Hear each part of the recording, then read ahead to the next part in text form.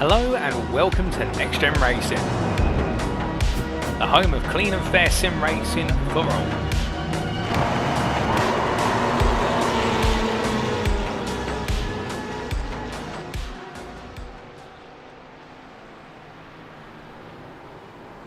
Well, good evening everyone and welcome back to NXTGEN Racing live on Facebook and live on YouTube.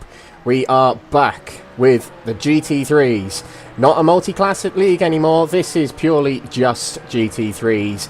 It's the creme de la creme of iRacing as well as real-life racing. GT3 racing is one of the most popular mediums of motorsport in the world and is hosting our 6th season here at NXTGEN Racing on Thursday nights. Good evening everyone and welcome to the opening round of the season. We've got plenty of new drivers, plenty of returning drivers. We've got a new crop of tracks we're going to be venturing to this season, new cars as well. It's going to be a thrilling season ahead of us. We're here at the Fuji International Circuit tonight, Fuji International Speedway, the foothills of Mount Fuji. In fact, you can even see Mount Fuji from this circuit. In real life as well as in sim. Actually, it's nice detail in this circuit, which is not recent but it's one of the newer tracks that have been added to iRacing in recent times. And yeah, this Fuji circuit, its probably most popular feat really is when it featured in Formula 1 for 2 seasons, 2007 and 2008, and one of the most popular Formula 1 or motorsport clips on YouTube at the moment, or ever really, is when Felipe Massa and Rob Kubica battled it out in the pouring rain on this circuit here in 2008. It's a great clip, go and watch it if you haven't already. But the Fuji circuit is in the Oyama region, which is 100 kilometers southwest of the capital of Tokyo, and actually, considering how big Greater Tokyo is, we're actually only 50 kilometers away from Greater Tokyo region. This track was built in 1965, but this version that we're racing on today has been part of the Fuji International Speedway since 2005. We are not racing on the GP traditional layout today, we are racing, well, it's very similar. We're just missing out the chicane in the latter part of the lap. So this lap here at Fuji will actually in fact be a 14-turn circuit, whereas normally it is a 16-turn track. This is a 14-turn one today, as we will be skipping turns 11 and 12. We have 14 corners, 9 to the right and 5 to the left, and this variation of the circuit is 2.8 miles and 4.5 kilometers in length. As I mentioned, it hosted the Formula 1 Japanese Grand Prix in 2007 and 2008, as well as 76 and 77. It was part of the Olympics in 2020, which was actually in 2021, and it hosted a cycling event of some sorts. But Fuji nowadays is probably more popular for hosting the World Endurance Championship round, the 6 Hours of Fuji, which hosts in September. But it still hosts plenty of other leagues outside of that, to include Super Formula, which is kind of the It's a similarity to Formula 1, but it's hosted mostly in Asia. And the Super GT Fuji 500km race is hosted every May here. Okay, so enough about the track. What about the season that is ahead of us? Well, let's go in to describe what the format is. First of all, this is the NXTGEN Racing GT3 Season 6. Thursday nights, and it starts today. We've got an incredible 11 weeks ahead of us. We have a week off at some point in the middle. But my name's Alex Everitt. I'll be your commentator for the season. Now, this GT3 season, very similar format to last season with the multi-class league. We start off with 1 hour's practice for the drivers, and that ends at 8 o'clock UK time, where we go into a 20-minute qualifying session. But we only have the qualifying sessions in the sprint and feature race formats of the season. Now we'll explain which rounds of the season will contain them. But tonight we are racing the sprint and feature race format. It will start with a 20-minute sprint race, which is set by the qualifying stand-ins. That's how the grid is set. And a 60-minute feature race, which will see pit stops, and the grid for that race will be reverse grids of the sprint race results. It's a fixed setup series, so essentially the car you're given is the car you drive. You can't change anything on the car. You can't change tyre pressures, you can't change ride height, you can't change wing settings. The only thing I believe you can change on these cars as a driver is the brake bias. I think that's the only thing you can change. We've got a 10-round season awaiting for us, and you can get involved in the season if you are going to miss tonight's round. You can get involved after tonight. The prices change, I think, as it goes throughout the season, but anyone can get involved at any point during the season. So if you like what you see, get in touch with NXTGEN Racing. If you scan the QR code on the bottom left here, or if you're watching on YouTube, I believe Facebook as well, actually, there is a link to the Discord in the bio. We have 3 classes in this championship that are gold, silver and bronze. Gold are the top tier drivers, silver is the middle tier drivers, and bronze drivers are probably the lesser experienced drivers, those that prefer to just have fun in their sim racing.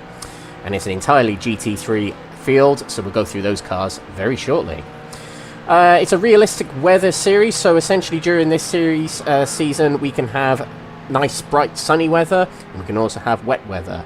Now, because we're heading into autumn, we're heading towards winter, we're probably going to have quite a few wet races this season. We only had briefly last season one interval of wet weather, and it caused havoc. So looking forward to the realistic weather this season in particular. And last thing before we move on to the tracks we're racing this season, there are prizes on offer for the drivers. Only Racing providing £500 of store credits for the winner of this series. And a shout out to the sponsors, partners and affiliates of NXTGEN Racing that include Only Racing, PowerMax Racing, Sam Cases, Benji Sim Photos, Douglas Motorsport, Motorsport UK Esports Division, Falconer PC Builds and Support, Mark Sykes Designs, Joyce Design and Moser Racing. So what about the tracks we are racing this season? Well, they look a little bit like this. Now, the rounds there that are in white writing are the sprint and feature race format races, and the yellow writing tracks are the endurance rounds. So we start off today at Fuji, and next week we're heading over the Pacific Ocean to Road America. What a great round that's going to be. Road America is an underrated track. Really looking forward to that. The first endurance round of the season will be round 3 of the championship, and that'll be hosted at Monza. They call it God's Racetrack. It is a fabulous facility with high speeds. It will be one of the faster races of the season. Suzuka Grand Prix Circuit, what an incredible track that is, but we're back in Japan for round 4 of the season. Round 5 would be hosted at the Catalunya Historic layout. Now the historic layout is actually the current Formula 1 layout, so a little bit confusing there, but Catalunya, brilliant twisty technical track, which is going to host round 5 of the championship. Round 6, oh no, that name sends shivers down my spine every time. Nordschleife, yes, the full Nordschleife is going to host round 6 of this season, and it's an endurance round, so 2 hours of pure racing at the Nordschleife. Looking forward to that on the 7th of November. Zolder GP in Belgium will host round 7 of the championship, We're heading over to South America for the Interlagos circuit for round 8 of the championship. Round 9, Nürburgring GP. So it's not the Nordschleife, it'll be just the Nürburgring GP circuit. We'll host round 9 of the championship, the final sprint and feature race round of the season. And then the final round will be hosted at Daytona Road Course, round 10 of the championship, to end it all at an iconic racetrack for endurance racing. Hosts the Rolex 24 Hours every January or February every year, and it will be hosting our final round of the season.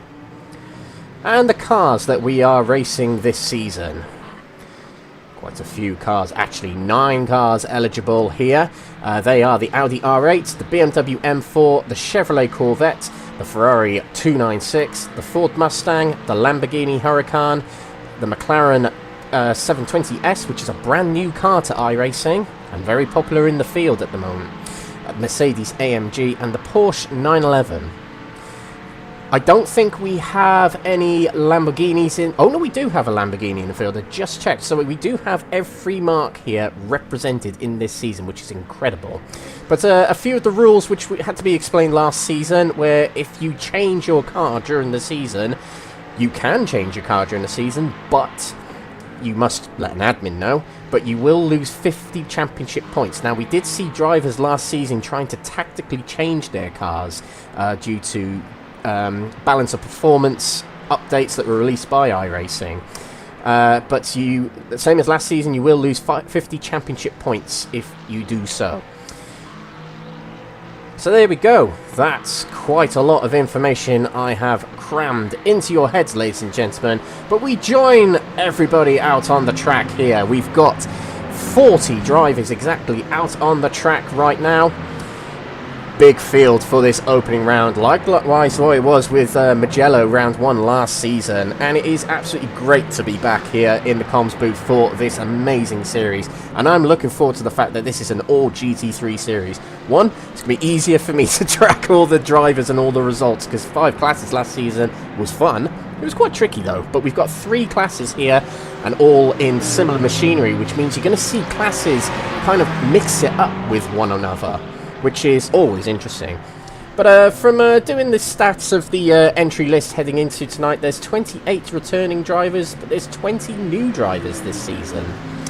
Actually, I think there might actually be more returning drivers. I think there might be 29 returning drivers and 21 new drivers, do excuse me, because there were a few late entries yesterday. But the categories are kind of split in thirds, so a third of the field will be in the golds, a third of the field will be in the silvers, and a third of the field will be in the bronze third category. Of the champions that we had last season, 2 have returned. And they are Ben Bennyworth, who's in the pits at the moment. He was the winner in the GT3 silver category last season. He's moved up to gold category for this season as a result of his win last season. And he's moved car as well. He's driving the McLaren this season. He was in the BMW last season. But yeah, let's see how Ben gets on in the gold category this season. He's 10th in category in practice at the moment and 13th overall. We also have Jeffrey Kruger, who is out on the track there. He is in the McLaren as well. Brand new McLaren. There's quite a lot of drivers in the McLaren. Let's be honest. Brand new car, shiny new toy syndrome. Yeah, that's what a lot of this field are going to be in. But Jeffrey Kruger was our bronze category, GT3 bronze category winner last season, and he's moved up to the silver category, and actually he's doing okay so far in practice. He's 4th in category and 16th overall, so not a bad start for him, albeit it is practice. Top of the field at the moment is our admin. He's in the pits at the moment, but Gaz Williams, who puts on the show along with other personnel at Next Gen Racing as well, but Gaz is the main man for this series. Big appreciation to him and everyone at Next Gen Racing for putting on these races week in, week out. Looking after sim races is a very difficult job, I know that, but yeah, really appreciate what they do for this series. So yeah, that's pretty much the housekeeping over and done with. I can close my notebook and throw that away. But yeah, really looking forward to this. And we start off the season weather-wise with well, actually it's looks very misty out there, which it is. It's 100% humidity, overcast, and very low temperatures. So there's going to be very little grip for the drivers out there. And remember, they're on fixed setups as well. So they can't do anything with the cars. They have to learn how to drive these cars in these conditions. But the risk of rain, we don't have that information in the comms box. You know, the teams and drivers will have that with their tools and equipment in iRacing. We don't know that much. So, yeah, it could rain tonight. It could. We'll have to see. We'll have to see. But it's going to be on tender hooks, I'd say, for the entire round, actually. While drivers are second-guessing the weather, actually. We'll keep an eye on that. But it's very hazy out there. Foggy, I suppose, rather than hazy. And that's why we've got to kind of squint to see the cars a little bit. Because that's how realistic this weather can be on iRacing. And it'll be the same for the drivers as well. If we go on board with Stephen de Gravelia here, it's not so bad, but actually visibility up ahead, particularly at the end of the long straight here at Fuji, actually is going to be quite difficult for these drivers to sight. So we're heading into qualifying now, the first qualifying session of the season, and with the two Next Gen Racing with Benji Simfoto's drivers at the top, 1 and 2, looking like a good start to the season for them. And actually, Ben McCluskey, who is second in the standings right now, he actually made a storming comeback towards the latter part of the season last season to charge towards gold category championship status last season. Didn't quite get it. Needed a few more rounds, I think. But, yeah, didn't quite get it. He's definitely one to look out for tonight. So here we go. We're heading into qualifying. And there's no split qualifying or anything like that this season. All drivers go out on the track at once. That's 40 drivers who are going to be out on the track at once. And straight out the block, straight out there, not messing around, is Ben McCluskey. In a new next-gen livery. Although he drove the prototype last season, he's now in the GT3. He's driving the Ferrari. A champion of last season. Not the number 1 on his door, but the 63 on his door for Quatermass Motorsport. Ben Bennyworth heads out on the track, and Quatermass Motorsport had a good charge and battle for the championship, the team's championship last season. They'll be looking for similar this season, and they've got more teams and more drivers entering this season. 2 teams they've entered, and they've got 6 drives in total, whereas last season they had 2 drivers in 1 team. So it's a big growth for Quatermass Motorsport this season. Our other champion who's taking part this season, if I can find him in the timing tower at the moment, Jeffrey Kruger, heading out on track right now. There he is. Now, I'm going to pick on a driver to give us a tour of the circuit. Well, I'm going to pick the one that was quickest in practice, actually. I'm going to pick on Gaz Williams to give us a tour of this circuit. Not got much traffic in front of him, or directly in front of him, which could mean we get a good lap with Gaz Williams. So, here we go. We're about to enter the final corner. Power down as we enter the long straight. It's crucial that you get the power down at the right point on that final corner, ready to head down this very, very, very long straight. One of the longest start-finish straights in the world, actually. And we're going to brake heavy into turn number 1, which is the slowest corner on this circuit. Here we go, down to first gear. 40 miles per hour. Nice wide exit as we head out of turn 1 and turn 2. Into turn number 3, which is named the Coca-Cola corner. Down to third gear. Left-hander, taking plenty of curb, not accelerating too early because it's very easy to go over the track limits on this track. Hugging the inside a little bit on the entry there, and then getting a later apex around turn number 5 there. Into hairpin, turn 6 and turn 7 as he unloads the steering wheel. Ready for turn number 8 and 9 as we head on one of the faster sections of the tracks. And we are going to miss the next chicane and just go through turn 10 as normal. avoiding turns 11 and 12, and actually he invalidated his lap then, and he's moved out of the way of the other drivers behind him.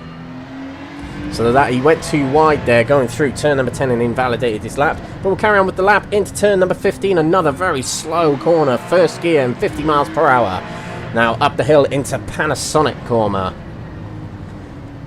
50 miles per hour, another very slow one, and actually there was a car spun in the middle there. I think that was Steven de Gravelia then, who spun on the inside, and Gaz Williams an invalid lap, I believe anyway, but that's a tour of the Fuji International Speedway.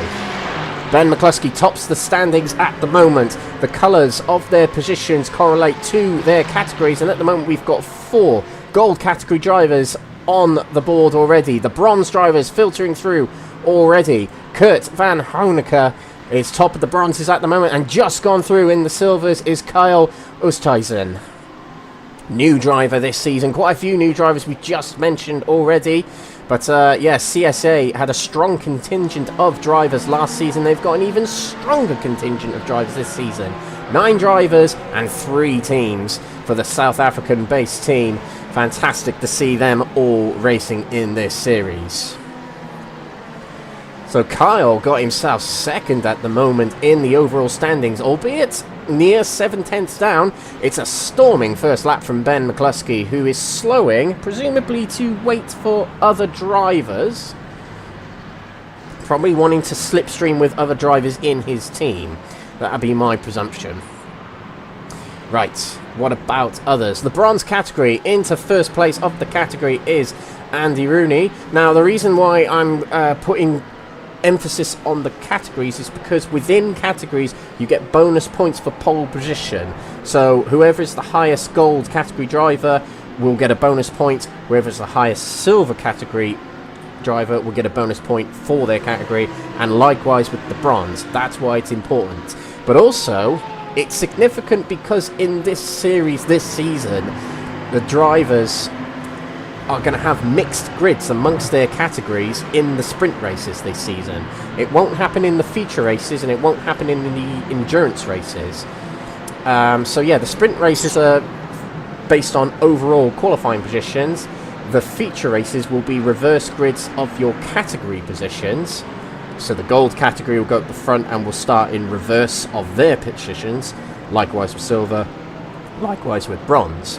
And the endurance races, the grids for those races will be based on the championship standings of each category, but reversed. So a lot of reverse grids in this series, which is not really conventional for GT3 racing, but for the next gen racing here, it works. Yeah, we saw great excitement last season with the reverse grid races.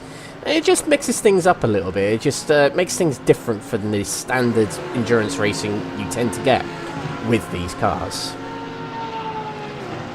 Okay, so Gaz Williams did put himself on the board, 3rd position for him, and 17 hundredths of a second behind his teammate Ben McCluskey.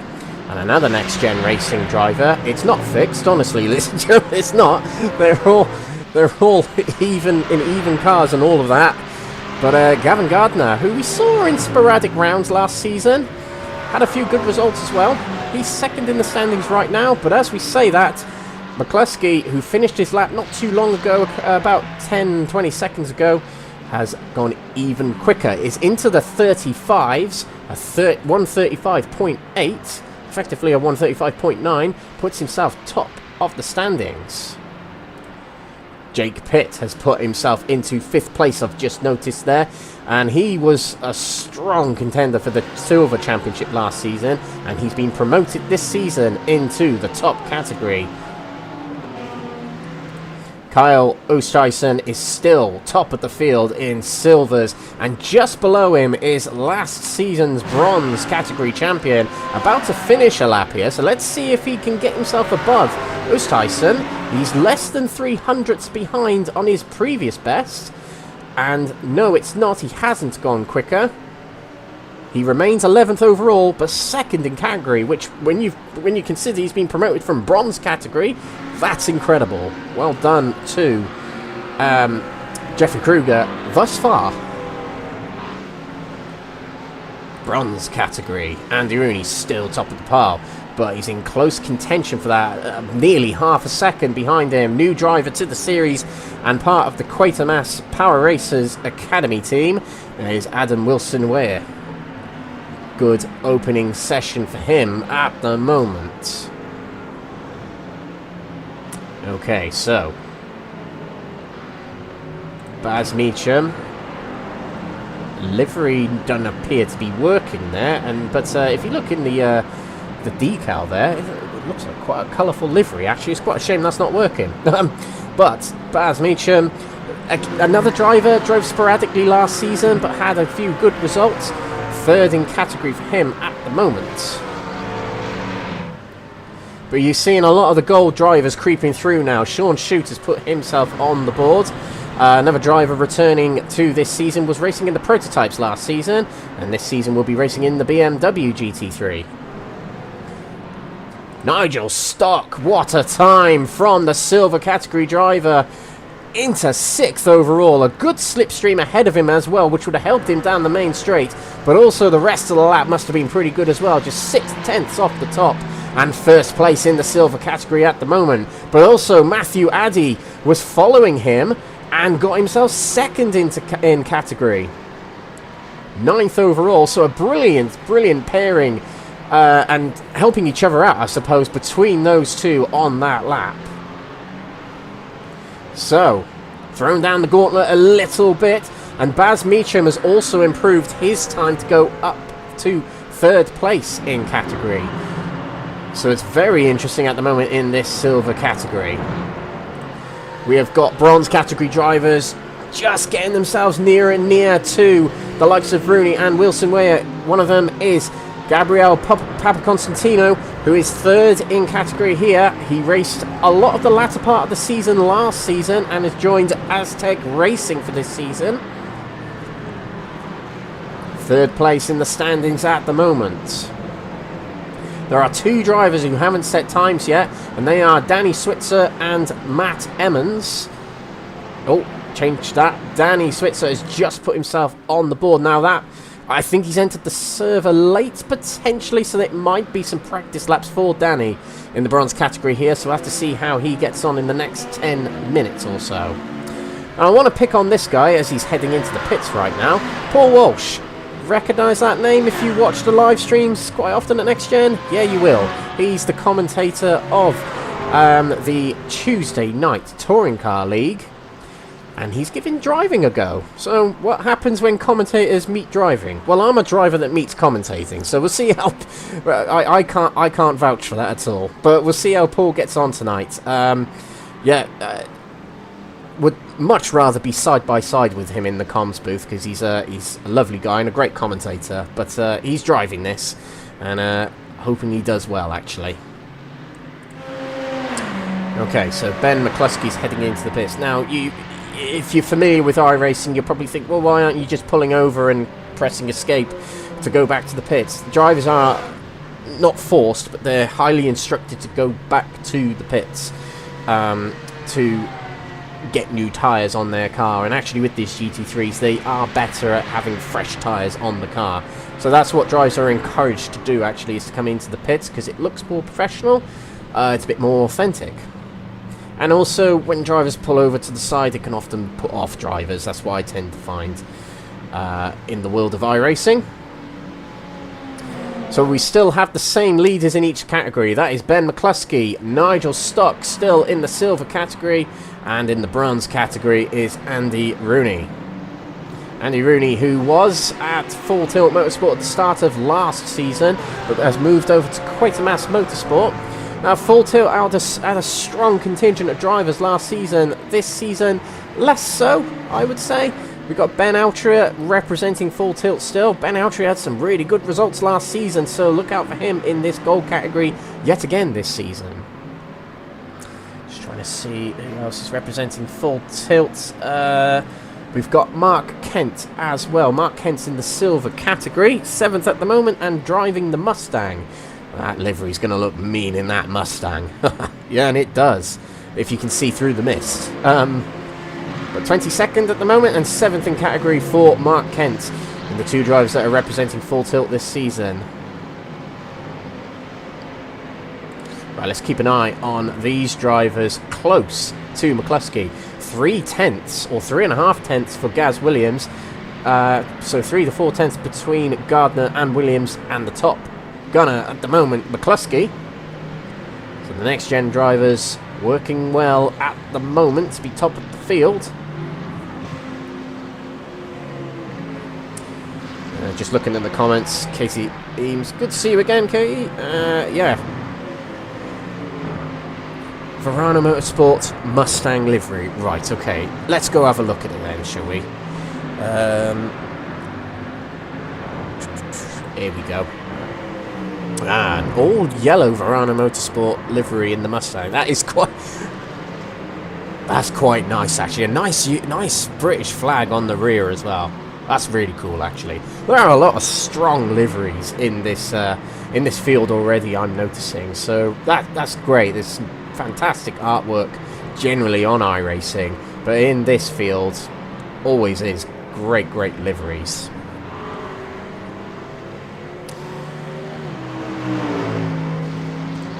So Gabriele Papaconstantino has moved into second place, and I believe one of very few Lamborghini drivers in the field is Gabriele and Craig Tillotson, who are driving the Lamborghini. Now, we did see last season from Andy Chell, actually, that car is particularly difficult to drive, so kudos to them for choosing that car. But it's in the field, it needs to be driven, so it is being driven. And because of that, we have, I believe, 9 different manufacturers in this championship.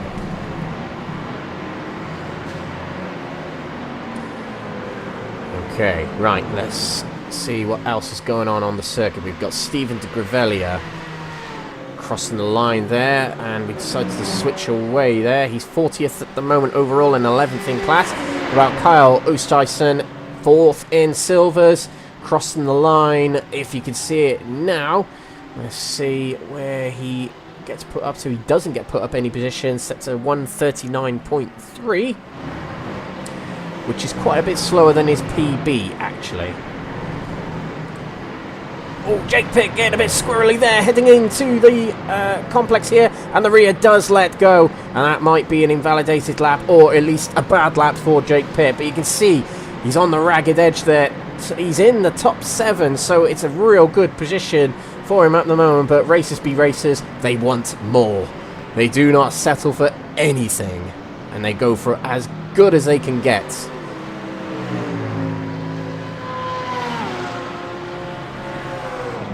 So it'll be a new lap for the aforementioned.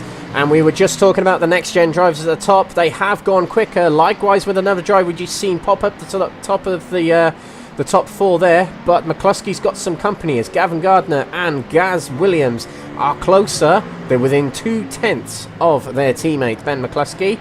But also Edwin Simpson, who makes his way past the aforementioned Gaz Williams there, is in 4th position. Martin Hobson has just put himself into 5th position, so drivers are really finding their pace now. Into 5th place he goes. Our fellow commentator Paul Walsh has just gone into 20th, 6th place of the silver category drivers. Great start for him. Let's keep an eye on drivers who pop up on the standings here. There we go. Ben Altra has put himself into 8th position, and going even quicker, Kyle Oosthuizen has moved up to 3rd in category, but you probably want to improve more than that to catch up to the likes of Matthew Addy and Nigel Stock. Mark Baker moves into 6th position, puts Paul Walsh down a position. Another very cool livery there for the Curie Cole Doiseau team. I'm going to call them the ECO team this season, because it's a little bit easier to say quickly. And Ben McCluskey has gone even quicker. He puts it to beyond a quarter of a second. Is this guy the man to watch in this series this season? It could well be. That is a brilliant time from him. Solidifies his first place in this session here. Mike Barber, new driver for this season anyway, wasn't taking part last season in that very nice Verano livery I was just mentioning, into 7th place of the gold category. So this is the real fine moments, because this is a 1.5-minute lap. Drivers will be starting some of their final laps. Well, in fact, in the next 15 to 10 seconds, they will end up starting their final laps. So they've got to get across the line soon, and that's what Nigel Stock has done. I think Paul Walsh just behind us done the same thing. Drivers will now be on their final lap. Kyle Oosthuizen, who did set a PB on his previous lap, has set another up to 2nd position. He's got ahead of Matthew Addy, but he's still behind Nigel Stock, but only by 11 thousandths of a second. It's real quick. It's real fine margins between these drivers at the moment. Excellent stuff. Matthew Cheverton here, returning for the Aztec Racing team. Another Mustang out there. They're quite popular this season, actually. I've driven the Mustang, and I think it's a wonderful car to drive. So that would be one of my choices, potentially, if I was going to be doing this season. A lot of drivers heading into the pits now. They've had enough, or they've had a bad lap, and they are returning to the pits and getting themselves ready for the race, which is coming up immediately after this qualifying session. Mike Barber doesn't improve his time. He goes across the line. Jake Pitt, can he get himself higher up? Had a little bit of slipstream ahead. He does. Up to 6th place goes Jake Pitt in the gold category. Other drivers. Sean Shute returning to the start-finish line here.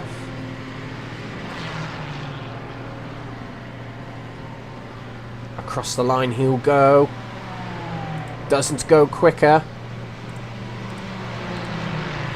And the checkered flag is out for drivers. Matthew Addy has gone quicker. He's just come across the line. He went quicker, but he's still only 3rd in category. Oh, here we go. A new pole sitter in the silver category. Carlos Tyson, he just went quicker and quicker and quicker each lap. Pole position for him. And Nigel Stock has already crossed the line, I believe. Or has he? Yes, he has. He's still out on the track. So he might have another lap in him here, will Nigel Stock. Matthew Addy, I was just about to say he could go for another lap here, but he actually he is slowing there. So he will be 3rd, unless any others come through. Nigel Stock might have squeezed in another lap here, so he's potentially the only one who can pip Kyle Oosthuizen to the pole position. It'd be a bonus point for him if he can. He went across that curb very, very hard, though. That might have upset the car a little bit. But he'll be angry at the fact that his pole position has just been swiped away in the dying moments of this session here. Bronze category pole sitter is Danny Switzer at the moment. The Canadian driver for Verano Motorsport, pole sitter in bronze at the moment. We'll cut to him very shortly. He's still out on track. But we've got Nigel Stock here. Is this a quicker? No, it's not. He's going into the pit. So that'll be it. That'll be Carlos Tyson, pole of the silvers, and Danny Switzer here will be pole of the bronze, because he's the only bronze driver left out on track. So our 3 pole sitters are the 2 aforementioned, Carlos Tyson, Danny Switzer, and Benji McCluskey for golds. Thrilling session. Thrilling session. And it really got a little bit mental towards the final stages of qualifying there. The final 4 minutes or so, there were drivers all over the place. On the standings, I mean. Right, okay. We have the sprint race coming up very, very shortly, ladies and gentlemen. We'll go through the grid for the first race of the night, first race of the season. Sprint race points range for each category, so they score within their categories, not their overall positions. They range across the top 15 in each category from 18 points down to 1 point. So here we go. We're going to grid up here at Fuji, a very misty and foggy Fuji circuit. But here we go. On the front row, it is a NXTGEN Racing lockout there, and it's Ben McCluskey pole position outright. on the P1 spot. Gavin Gardner in second position, with Gaz Williams in the third position, and Edwin Simpson alongside in fourth. Martin Hobson on his debut tonight will be fifth, with Jake Pitt in sixth position. Sean Shute in seventh, with Mike Barber in eighth position, and Ben Outry in ninth. First of the silver category drivers is Kyle Oosthuizen, and followed by Nigel Stock and Matthew Addy on the sixth row. Marcelo Felix in his debut tonight in 13th, with the returning Alan McCain in 14th position. Ben Benworth, last season's silver champion, now a gold driver, in 15th, and he's got his last season rival alongside him, Matthew Cheverton, in 16th. Baz Meacham in 17th position, with Jeffrey Kruger in 18th position. 19th is Ian Manners, with Mark Baker in 20th position. Danny Switzer is the first of the bronze category drivers in 21st, with Paul Walsh alongside him in 22nd. Aaron Hobson in 23rd, with Mark Kent in 24th. Kevin Smith lining up 25th. Andy Rooney is second of the bronze category drivers, lines up 26th, with Gabriel Papaconstantino in 27th. Adam Wilson-Weir in 28th position, with Kurt Van Hoenecker in 29th. Mike Riedner in 30th position, with Elwyn Sykes in 31st, and John Berry alongside him in 32nd. Andy Chell, last season bronze category battlist, is in 33rd position, with Matt Emmons in 34th. Stein Waitens is in 35th position, with Jochen Siegert in 36th. Craig Tillotson in 37th, with John Meredith in 38th. Stephen de Gravelia lines up 39th. Robert Savage in 40th, and James McGaskill and Wesley Lewin line up at the back row, 41st and 42nd. So here we go. Very short formation laps here in this series. So we've only got a few corners before we head on to the main straight, and it's a very long main straight, which means we're going to be hurtling towards turn one at incredible speeds, actually. So it's going to be very, very interesting to watch that first corner, because there could be a few frustrated people very early on as we head into the opening corner of the season. Drivers will line up on this straight. They'll get themselves ready. It's a crucial start here at this circuit, because you can make a lot of positions by being reactive for the lights, because that's their go point, is when the lights turn green or the lights go out, that's when they go. They must wait for that moment. In goes the safety car, and it's all down to Ben McCluskey to start us off in this season 6 of the Next Gen Racing GT3 League. They'll come out of the mist and towards us very shortly, and here we go. The lights are out, and they all pour out from every one another, and we've got so many wide drivers there heading down towards turn number one, and it is McCluskey leading into turn number one.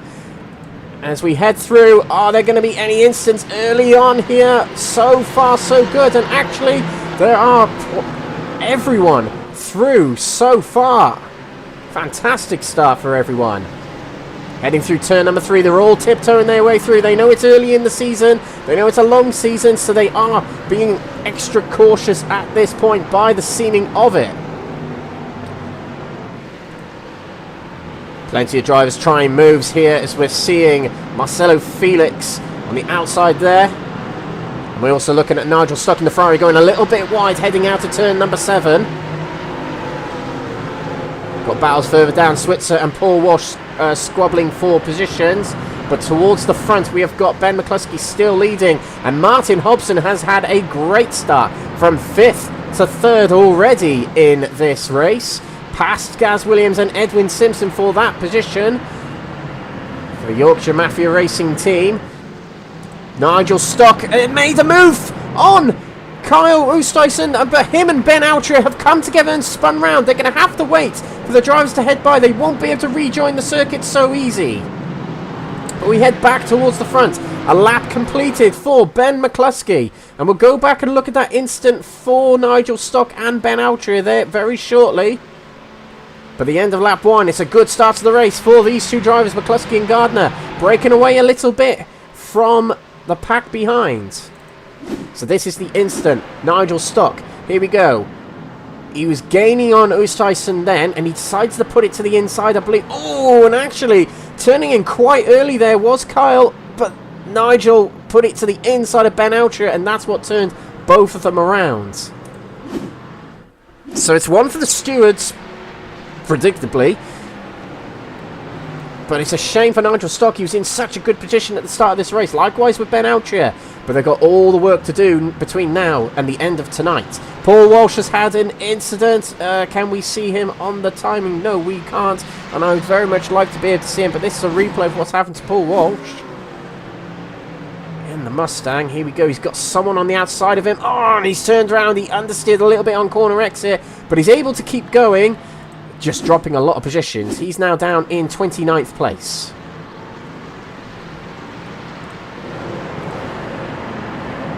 Drivers line astern at the moment. It's a very tricky track. Oh, and there's a spin there. That's Alan McCain. Alan McCain has had a spin heading out of turn number 13. And he has to wait for all the cars to pass by. That's just the cruel thing of the big grids like this. He even has to wait for these to come through who have also spun. But we'll leave him alone for now. We'll let him get his race back on track. This is incredible from Ben McCluskey. Really hammering down and getting the gap on Gavin Gardner. Fastest lap into the 35 straight away is Ben McCluskey. There's battling going on back there. That is Hobson guarding off from Simpson. And Hobson's dropped back to 4th position with Gaz Williams passing back by. And the next gen drivers now working together seemingly to get away from this pack. This is Danny Switzer, still first in the bronze category. And Jake Pitt, 6th position in the golds at the moment. Oh, and Baz Meacham has had an incident. He spun on the outside there. Let's get a quick snap of that. See what happened to him. Oh, he's got a driver alongside. Can't quite make out who that is. Oh, I think that was Kurt Van Hoonekert there. And it was just a tap on the rear that sent Meacham round. And actually, because these cars have got quite low downforce on them on such a slippery track, it is incredibly difficult to keep hold of the rear end on such a demanding circuit like this. Standings having a little bit of a flip at us there. But we've got easier standings to refer to there. We've now got the intervals up there. So we can see close battles on the track here. But a good dominant drive so far from Ben McCluskey. Kai Oosthuizen is in 1st position of the silver category. He's got Matthew Addy, a little bit of a gap behind him, but still within reach, I would guess. There's a nice side-by-side back here. That is Kevin Smith alongside Ben Bennyworth. And Ben Bennyworth is last season's silver category champion. He's on the outside of a silver category driver, but he's in the gold category. And a lunge to the inside from Mark Baker as well. Oh, and I don't think Bennyworth expected that. He just about realised it, but he held the outside line, which was the quicker line out of the corner.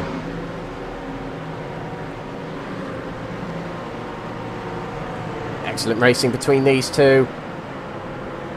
Both in McLarens.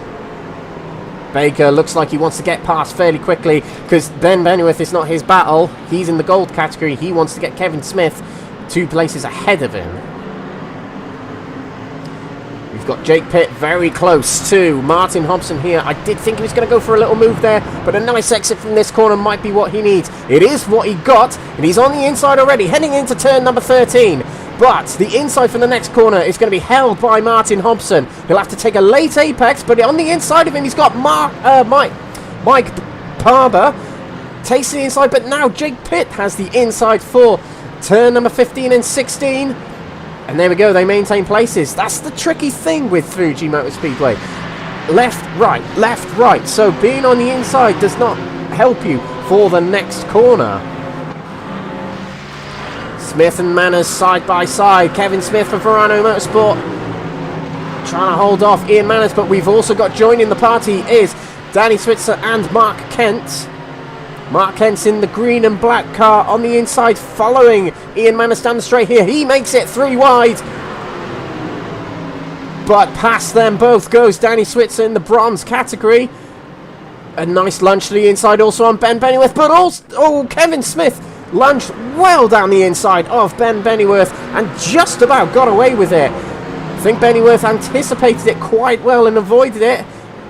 Oh, we've got an instant. Mike Barber has spun off here, so let's just get a quick replay of that. He was on the inside of Jake Pitt there by the looks of it. Oh, that's a tricky one to judge, but you can just see how sensitive these cars are at the moment. They're losing the rear really easy and losing the rear. Both of these drivers, as Aaron Hobson spinning off into the grass, the off-field there. There was another driver involved there as well. I couldn't quite make it out who it was, but he drops down a load of positions to 28th position.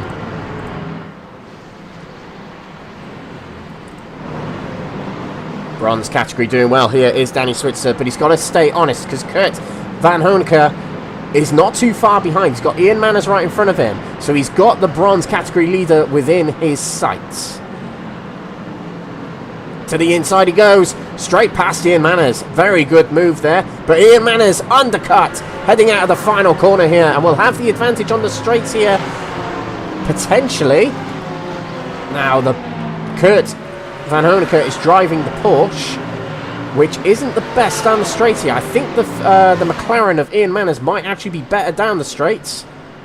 We'll see how he gets on. Let's go up here because Ben Bennyworth was looking to the inside of Mark Baker. Couldn't quite make it. Back with these two.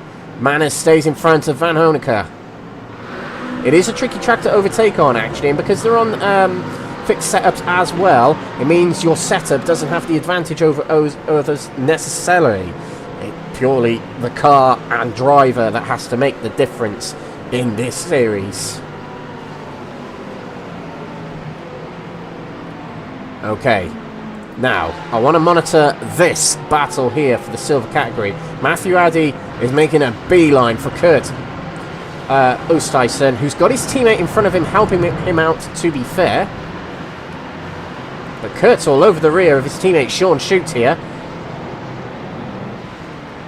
hoping for nice help along the main straights. We've also got close contention here between Jake Pitt and Martin Hobson. Pitt to the inside. He has to get it parked on the apex. He does. That's clever driving from Jake Pitt. Martin Hobson had no choice but to just smack the rear of Jake Pitt, saying, off you go, Jake, you go ahead. And that has actually compromised the exit of Martin Hobson. And Sean Schute's going to be all over the rear of Hobson, heading down this main straight here. Jake Pitt is pulling to the inside. He's in the Porsche. Not a very good car on the straights in this category. You can see alongside goes Martin Hobson in the Ferrari, but heading to turn number 1. Jake Pitt, can he stay in front? Oh, I think just about he can. He actually had a really good exit out of the corner and stays in front of Martin Hobson. Hobson challenging again. Actually had good slipstream there as we head towards turn number 3. On the outside he goes. Pitt forced him to the outside then. It's not over yet. And Sean Shute is looking keen to get alongside. Go wide. There is Hobson, and a spin from Sean Shute. And a smack on the front into the walls. That's going to compromise his engine. Rejoins a little bit unsafe there, does Sean Shute, but that'll be the least of his worries at the moment. His engine might be a bit knackered and he'll have to come into the pits to get some repairs. They do get fast repairs, one fast repair in each sprint race, so he can nip into the pits, get a fast repair and head back out on track. So that helps Pitt and Hobson.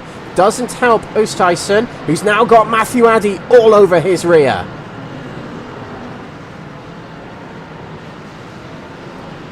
This is his prime opportunity now. With 9 minutes to go, he even took a look in the final corner there. Fancy to sniff the inside there. It's the prime opportunity for silver drivers 1 and 2, Oosthuizen and Addy, to battle it out together. Now, other categories we got to take a look at. Danny Switzer still leading the bronze category. He's got a little bit of a buffer, actually. But we've got a good battle erupting here between Van Honecker and Andy Rooney. Rooney in his new team against new driver to this series. Takes to the outside. He thinks, you know what, you guard the inside. I'm happy on the racing line here. He might be able to get a good line through the corner and get a good exit. Van Honeke's going very deep into the corner, and he has overshot it. Rooney will undercut and go through into second place. And it's a safe second place for the time being anyway. He can now get his head down and focus on catching the two Verano Motorsport drivers up ahead. That's Mike Barber helping out his teammates. Danny Switzer, who goes wide there, heading out of turn number 3. Might that be a slowdown? I'm not too sure with this circuit, but that wouldn't have helped. And now, Andy Rooney, his eyes would have lit up twice in the last half a minute or so, as he has got the leader in category right ahead of him. Matthew Addy has dropped back a little bit, actually. Matthew Cheverton has got in front of him, and he's in the gold category. And Oosthuizen has stretched away a little bit from second place in the silver category. But lurking in third place here, not too far behind Matthew Addy, is Jeffrey Kruger, last season's bronze category champion, and he's in the top 3 of the silvers already. We all sensed how good this guy could actually be in these GT3 cars, as he was mixing it in with the silver category last season towards the latter part. So, very potent driver, actually.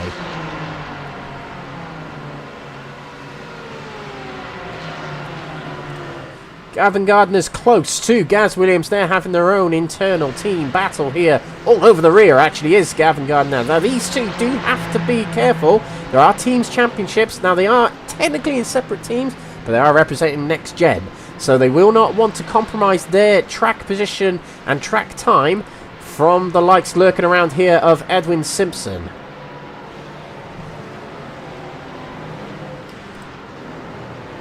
Let's keep an eye on things in the bronze category here, as Andy Rooney, actually Van Honeke is not letting this go so easy. The SK Racing driver is going to want to catch back up with Andy Rooney. He'll sense an opportunity for a win if Andy Rooney can get himself in a battle with Switzer up ahead.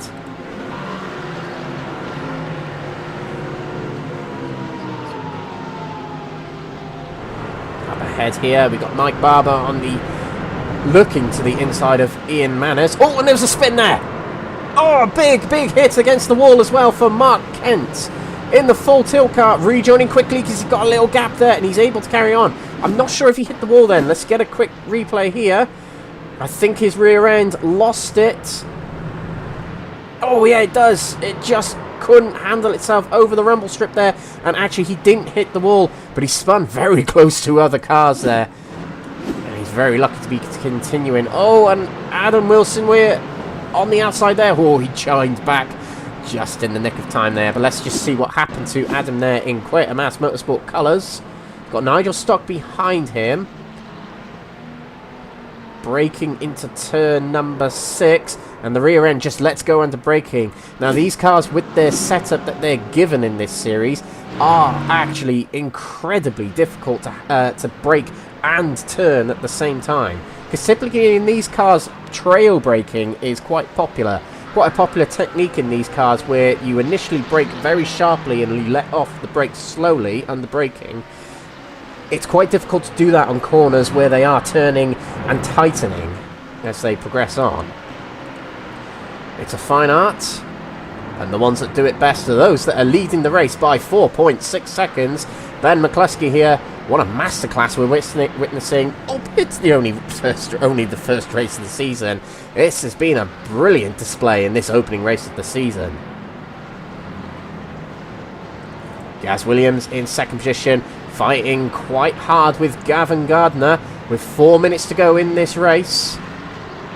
Could see a few swaps between them as time passes by closer to race end.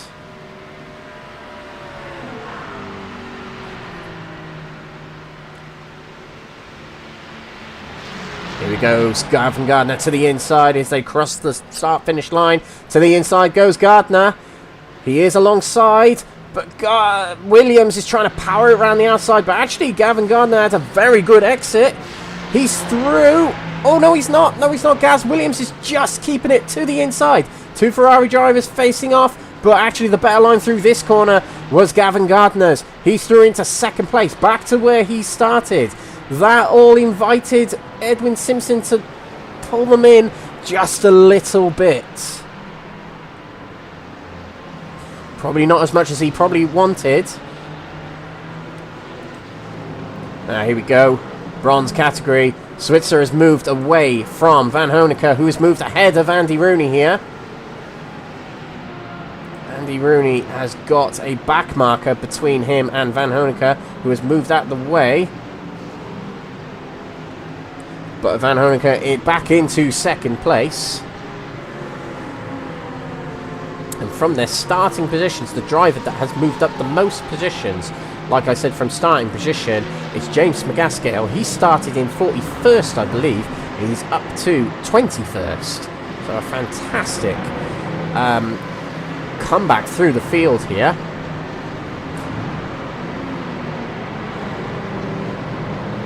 Alright, closest battles on the track. This is quite a close one, actually. McGaskill heading this gaggle and trail of cars here.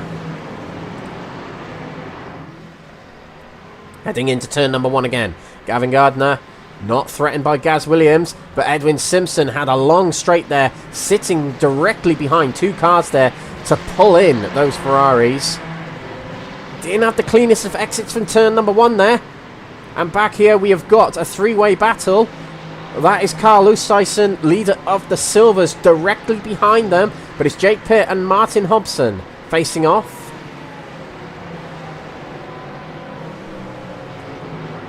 For 5th place in category, the gold category. Or to the inside goes Hobson. Pitt provides a little bit of room, but powers it round the exit of the corner. You can just see as they blended out of the corner, Oosthuizen had a really good run on Hobson. But the way these cars are, they're not able to quite convert moves as easily as that. Close quarters between these 3.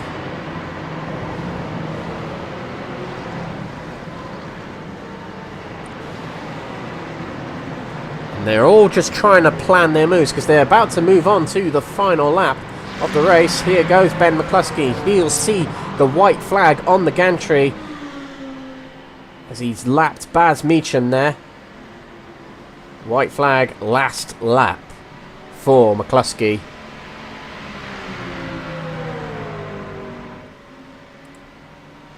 Guarding the inside there is Gavin Gardner. Williams will be looking for a move, and because this is the final lap, they're all guarding the inside of turn number 1. To the outside goes Williams. He still just holds the outside there, but I don't think he's going to get the power down enough to continue that move.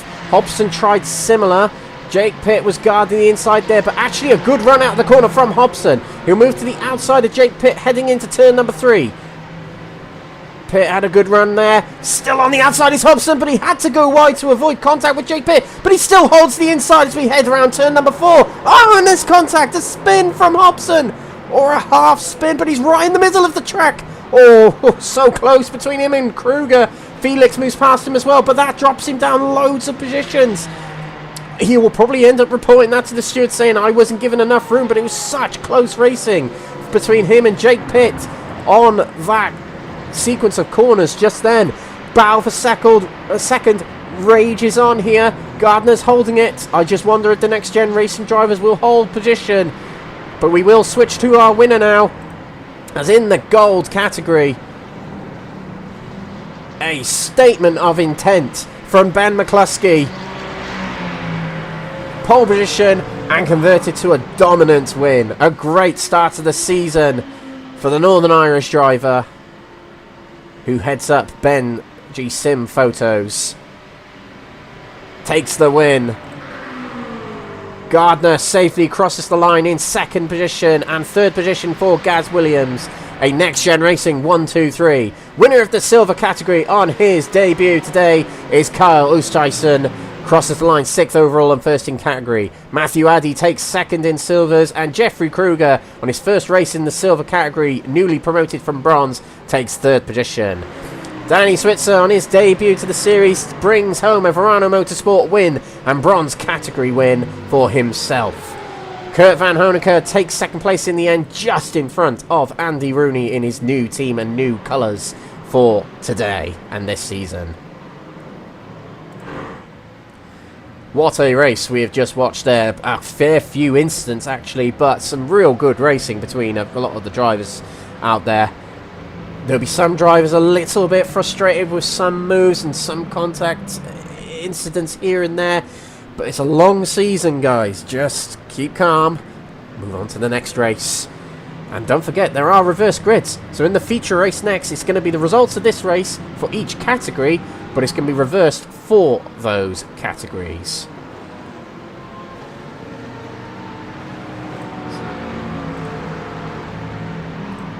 So there we go. You can see where on the timing tower there, the positions of all of those category drivers, but actually we'll switch straight to the results of round 1, race 1 here in the Next Gen Racing GT3 League. So gold category first, Ben McCluskey takes 18 points plus 1 for qualifying, 19 points for him heading out of this opening race of the season, and presumably fastest lap as well, so 20 points out of this race. Gavin Gardner takes second position, but having battled with Gaz Williams and took second place with 2 laps to go. Gaz Williams in third position, making it a Next Gen Racing 1-2-3, with Edwin Simpson in fourth position, briefly challenging for those top 3 spots towards the end of the race. Jake Pitt in fifth position, with his teammate Matthew Cheverton behind in sixth position. Marcelo Felix in 7th, Martin Hobson in 8th, Sean Shute in 9th with Ben Bennyworth in his debut in gold category, 10th. Mike Barber in 11th with Ian Manners in 12th, Aaron Hobson 13th, Alan McCain in 14th, and Ben Altria with his instant early on takes 15th in the end. Silver category, and it's a win on his debut for Carl Oosthuizen. Just in front of Matthew Addy and Jeffrey Kruger, taking the remaining top 3 spots. Mark Baker, 4th position for him, in front of Kevin Smith. And then 10 seconds back was Mark Kent, just in front of Matt Emmons. James McGaskill with his comeback through the field, in the end gaining...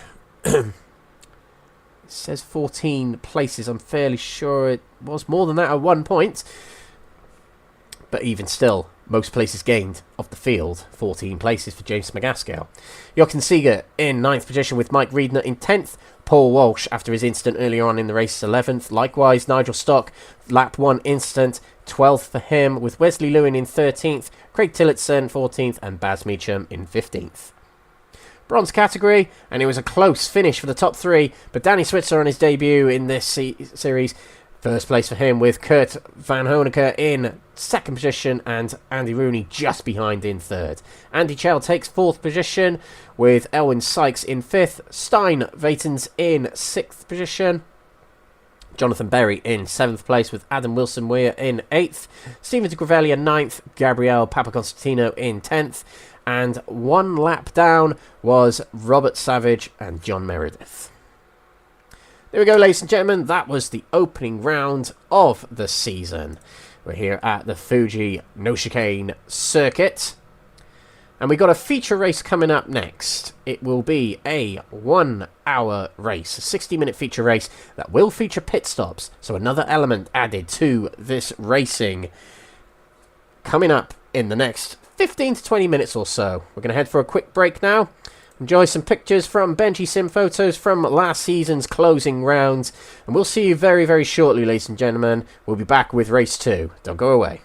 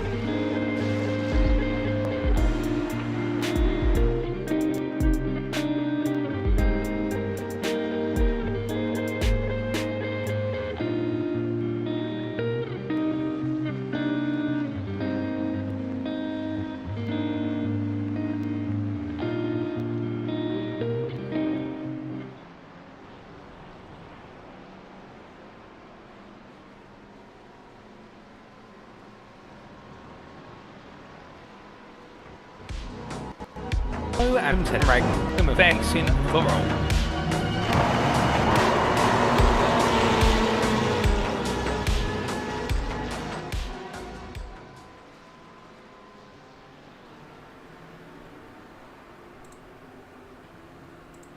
Welcome back, everyone, to Next Gen Racing TV, live on YouTube and live on Facebook. This is round one, the GT3 League here at Fuji Speedway. We've got a great season ahead of us, with fixed setup series here and 9 GT3 cars featured in this series. It starts today. We've had our first race of the season and we're heading into the first feature race of the season next, which is a 60-minute race. We have 3 categories in this championship, consisting of about 14 to 18 drivers in each category, and they are gold, silver and bronze classes. The winner of this series will get prizes from Only Racing, £500 worth of store credits to use on their online store. A big shout out to the sponsors, partners and affiliates of Next Gen Racing that include Only Racing, PowerMax Racing, Sam Cases, Benji Sim Photos, Douglas Motorsport, Motorsport UK Esports Division, Falconer PC, Mark Sykes Design, Joyce Design and Moser Racing. we're here at Fuji for the opening round of the season, and next week we'll be off to Road America for another sprint and feature race format lineup for the season. And then it'll be the first endurance round of the season for round 3 of the championship, and that'll be hosted at Monza in 2 weeks from today. Suzuka will host round 4, and Catalunya will host round 5 of the season. The second endurance round will be hosted at the Nordschleife round 6, and Zolder will feature for round 7. Interlagos in Brazil for round 8, and back to the Nürburgring, but just the Grand Prix circuit for round 9, and that'll be the final sprint and feature race format of the season. And Daytona Road Course will host the final round of the championship in Florida, USA, to end the season as we build up to Christmas. There are 9 cars in this series, all GT3 cars, and they are the Audi R8, the BMW M4, the Chevrolet Corvette, the Ferrari 296, the Ford Mustang, Lamborghini Huracan, the brand new to iRacing McLaren 720, the Mercedes AMG, and the Porsche 911. So there we go, that is a bit more of the housekeeping over and done with. Now, we were on the blimp cam there, and, well, let's just demonstrate this. You can, well, now you can. You could barely see anything just a moment ago amongst the mist here, just past our decal there. And that's how intense the conditions actually are right here, right now. We have got high humidity, overcast clouds, and very low temperatures here at Fuji, so it's going to be incredibly slippery for these drivers. And we did see a lot of spins in the opening race of the round of this season. So it was a very, very fruity first race, actually. It was a lot of great battling, but there was a lot of drivers struggling with the conditions and struggling with battling with one another. It just seems that I haven't driven iRacing for a long time, actually. It kind of feels like that the physics have upped themselves a little bit, where you make contact with another car, it can be quite sensitive to it. Either that or the setups are quite sensitive for these drivers. It'd be good to know when we get to speak to some drivers later on at the conclusion of the feature race coming up in a very few seconds, actually. So our winners of race 1 were Kyle Oosthuizen in the silver category. In the gold category was Ben McCluskey, and in the bronze category, I'm just trying to see if he's actually in the server right now. I've got a feeling he might not be. Might not be. But it was Dan Switzer who was first of the bronze category. I'm not entirely sure he's in the server right now, so he might have missed out. Hopefully not. Hopefully not. Hopefully I'm just being a bit blind to it and can't see his name. But we'll see. We'll see. And we're going to grid up for the second race of the night. It's Ben Oucher on pole position from Alan McCain in second. Aaron Hobson will line up third with Ian Manners in fourth position. Mike Barber in fifth position with Ben Bennyworth in 6th position. In 7th is Sean Shute with Martin Hobson in 8th position. Marcelo Phoenix is in 9th with Matthew Chevington in 10th. Jake Pitt 11th with Edwin Simpson 12th. Gaz Williams and Gavin Gardner on the 7th row. Winner of the golds in race 1 was Ben McCluskey. He'll start 15th overall here. Baz Meacham will start 16th with Craig Tillotson in 17th. 18th will line up Wesley Lewin. Nigel Stock, who was second on the grid in silvers, will start 4th on the grid in this race, having finished near the back of the silvers in the previous race. Paul Walsh will be alongside him 20th with Mike Reedner in 21st. Jochen Seeger 22nd with James Pagaskale in 23rd. 24th will be Mark Kent with Kevin Smith lining up 25th. 26th will be Mark Baker with Jeffrey Kruger in 27th, Matthew Addy 28th, and Carl Oosthuizen, the winner of the silver category in race 1, 29th. John Meredith in 30th position with Robert Savage in 31st, Gabriel Papaconstantino in 32nd with Stephen de Grevelia in 33rd. Adam Wilson-Weir in 34th with Jonathan Berry in 35th position, Stein Veitens in 36th, Elwyn Sykes 37th, Matt Emmons 38th, Andy Chell in 39th, Andy Rooney in 40th, and Kurt Van Hooneke, who was winner of the bronze category in race 1, will start 41st. He was second as Danny Switzer has not made it to the grid in time. He will miss out on this race, unfortunately, after such a promising start for him. But hopefully see him back at Road America. We're getting ready for race 2 of the season. Ben Altro will lead us to the lights. He is not permitted to press the go pedal until the lights for us will turn red, and for the drivers the lights will go out.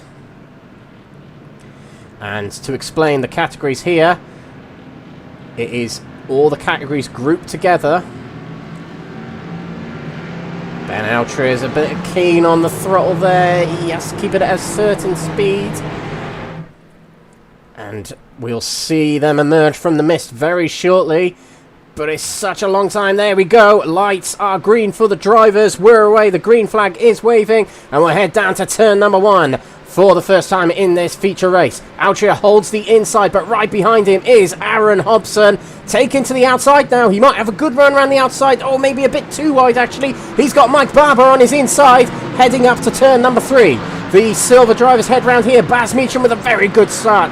James McGaskill falls back a little bit here. And we've got in the bronzes Gabriel Papaconstantino, not at the front, but it reckons he's at the front. I'm not entirely sure of the order of the bronze category here. It's messed up a little bit, but they're away safely as well. It seems to have been a good start for most drivers. Ben Altro has got away from the field already here. Mike Barber in second place here has got past Aaron Hobson. And we've got Alan McCain trying to keep Sean Shute on his outside. Ben McCluskey's already up 1 place to 14th, past Gavin Gardner, his race 1 rival. Wide there goes Sean Shute, and all the cars are scurrying around him as they head towards the final section of the first lap here. Good start for Meacham and Smagaskill, but it's a big battle here heading into the complex between the silver drivers. We've got Nigel Stock here, who was at the front at this point until this corner in race number 1, lap number 1, and he's made it through here. Oh, there's a spin back there. That was Mark Kent spinning on the infield there, and he's going to have to wait for the bronze drivers to pass by, who are also spinning. Loads of bronze drivers spinning as they passed by. Elwyn Sykes was one of them. We might be able to get a replay of that later on. But for the gold category drivers, our standings are a little bit skewed here. We'll have to pass over a sector for them to reset. But it's Ben Altria, in fact, at the front.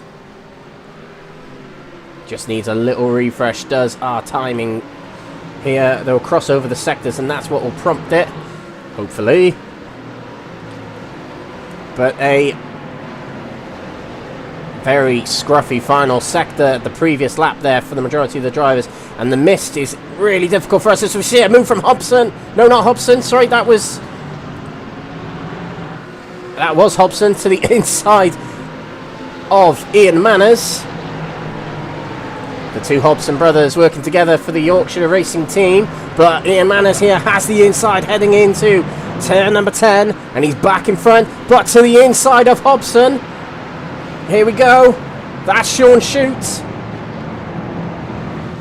And he is progressively making his way through, but has to back off here. He's got his teammate Edwin Simpson lurking behind as well. Good start for Edwin Simpson, 4th in the first race, but he spins here. Just been undone, just as I said it. He rejoins the track. He'll be able to latch onto the back of the gold crew, but he's lost a lot of positions. He's got on his outside there James McGaskill, who's second in the silvers. Oh, and a big bump there for Baz Meacham. Maybe that might have damaged his car a little bit then. Oh, and cars off here. That's Paul Walsh on the outside of the final corner there. We will get a replay of that instantly. I think Mike Reed and Knight might have been involved in that as well. Here comes Paul Walsh. They'll progress through turns 15 and 16 here. This is where it's going to happen. Ah, that's a spin from Reedner, and could not avoid it, could Paul Walsh. They are instructed to hold their brakes as soon as they are in spinning action. There we go, our timing tower has sorted itself out now. But it's Ben Altria at the front, but lurking in is Mike Barber. And as they split up a little bit, the drivers who are through and free will catch up towards their fellow category-based drivers.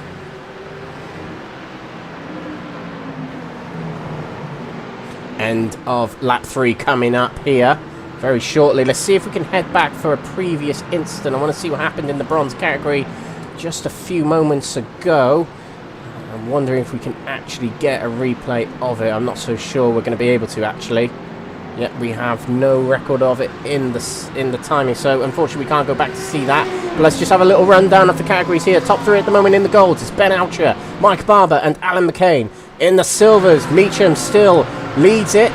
Got a gold car between him and James Pagaskill, and Nigel Stock is into 3rd place here. He'll be gritting his teeth to make sure he gets a good result in this race. Bronze category, Stein Vaten's on his debut, right behind Kevin Smith here. He's in the lead of the bronze category at the moment, but right behind him he has got Gabriel Papaconstantino, the 2nd place in the bronze category, holding off Mark Baker and Matt Emmons at the moment. And 3rd place in category is John Meredith. We've got silver drivers swarming around you here, has Gabriel, and he brakes quite late into the corner, holds it, and gets through relatively well there. But Matt Emmons moves in front of Mark Baker there. There's a car slow to the side there. Oh, wide there, heading out of turn number 3 with a pair there of Papa Constantino and Matt Emmons. Baker lurks in a little bit there.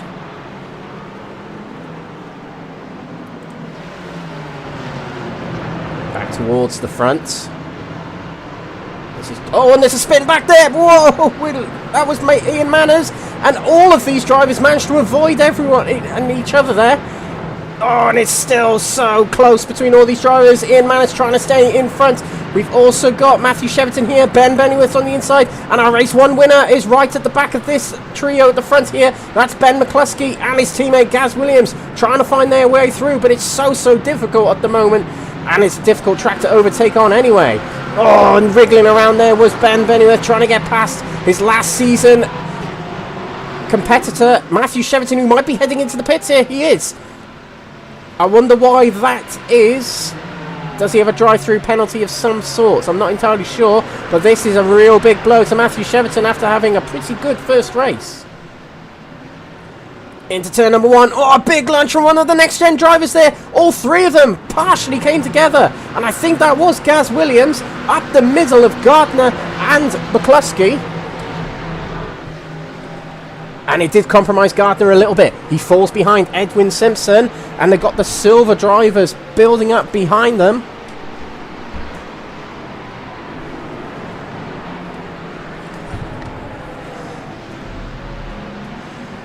But McCluskey, you know, what we saw last season, the drivers were able to get from the back of the grid, the real elite ones in each of the category were able to get through the packs quite quickly and get themselves towards the front.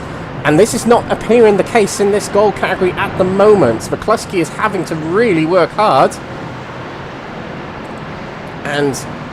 But it is a long race. We're not even, well, we're just over 10% of the way through. So plenty to go. As we see, Nigel Stock has lost a position to Jeffrey Kruger here. Kruger having a very good first race.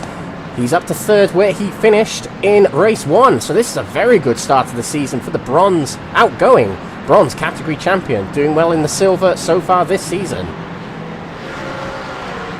Stein Vaten still leads just in front of Papa Constantino. There's quite a gap to Kurt Van Honecker, who finished 2nd in the bronze category in the previous race.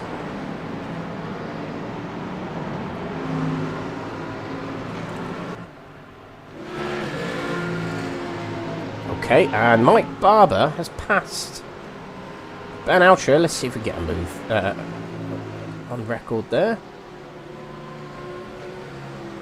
Apologies for missing that. I'll see if I can get it on replay. Move for the lead. Might this be it?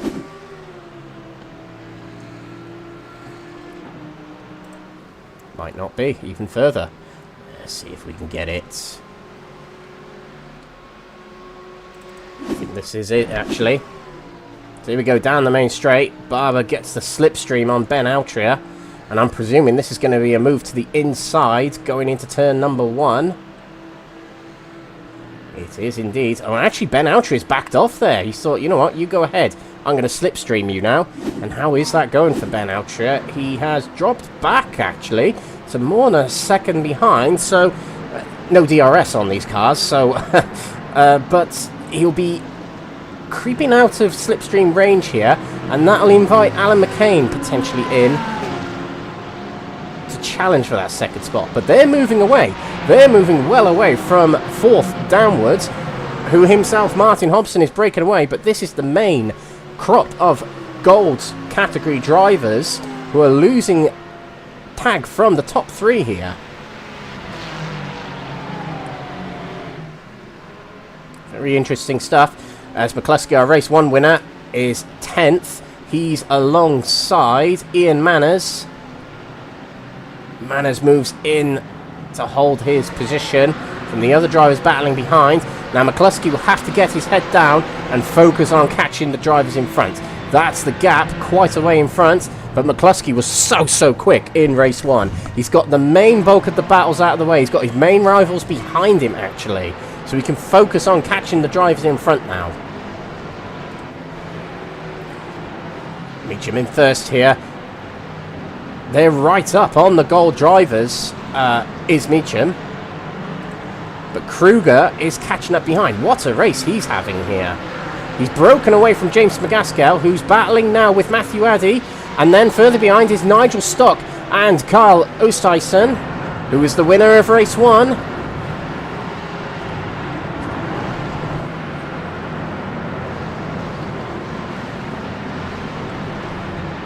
Nigel Stock will just be hoping for a decent result in this race. Oh, and a spin back there. I think that's, yeah, that's Wesley Lewin. No, it's not. It was Craig Tillotson for Verano. Spun it round, and he'll rejoin, but he's a long way behind the rest of his category.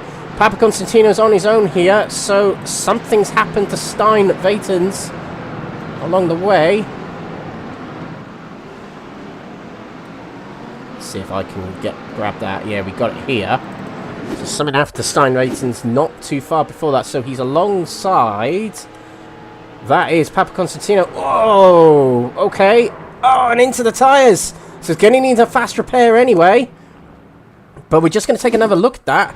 I think that's more of a case of one driving across another's line. It certainly looks that way. It'll be one for the steward, and will probably end up being an NFA, if I'm being brutally honest. But he's in the pits now, taking his fast repair. So we've got the rest of the race to work on. Gabriel Papaconstantino's got away with that, it's safe to say. But he can get his head down and focus now on getting the win in this category. He's in a good position right now. Excuse me, Van Honecker is a long way behind, 7 seconds behind. So it's a good advantage to Gabriel at the moment. Back to the silvers. Meacham is right in front of Kruger, or should we say Kruger is actually right behind Meacham. And Meacham keeping up with these gold category drivers, it's actually slowing him up as Kruger is able to lure him in and potentially will challenge for that top spot now.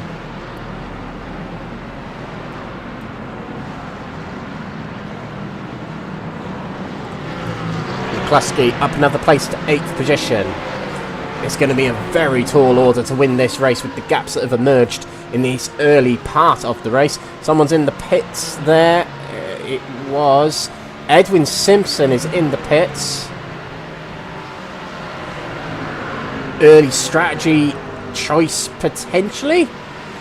Could we see a lot of these drivers actually coming into the pits early in this race to try and get themselves some clean laps and get the undercut on their other drivers?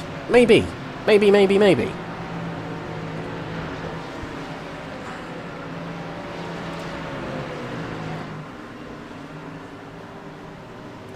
This is Mark Kent trying to get back up the field, making his way through the bronze category drivers. Oh, we have an incident in the silvers. Gotta find it. It's Oosthuizen. He's off. The winner of the race 1 sprint race. He's in front I have one of the Aztec drivers, I believe. Oh, and he's turned around there. That's how sensitive these cars are today on this track. And he's going to have to take a fast repair as well. Rear boot actually missing. And that will affect the downforce. The rear end will be caved in a little bit. It will affect the grip of the car. He'll have to take a pit stop now. And he'll have the rest of the race to work on. The thing is, the earlier you pit, the more you're going to have to fuel save. That's what we saw last season in this format. Back at the front, Ultra 1.5 seconds behind Mike Barber at the front, and we've got Alan McCain here also keeping close ties with him, and Martin Hobson is not actually closing in as he makes his way past the lap car of Stephen de Greveglia. Martin Hobson's not exactly closing in here, so the top three in this category at the moment have a good buffer at the moment. McCluskey up to 7th, has made his way past Hobson. He's one of the main drivers to keep an eye on. He seems to be the king at the moment here at Fuji International Speedway. Blistering pace in race number 1. And holds the fastest lap at the moment, and it's only a 36.3. We know he's capable of more.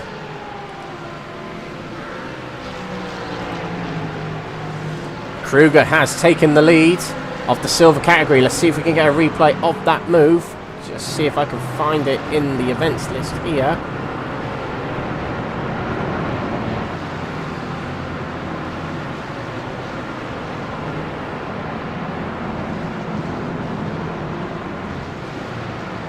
Struggling to find it. There we go. So there we go, down the main straight actually. Gets alongside, does Kruger in the orange car to the right. Baz Meacham in the white car to the left. Completes it, not quite.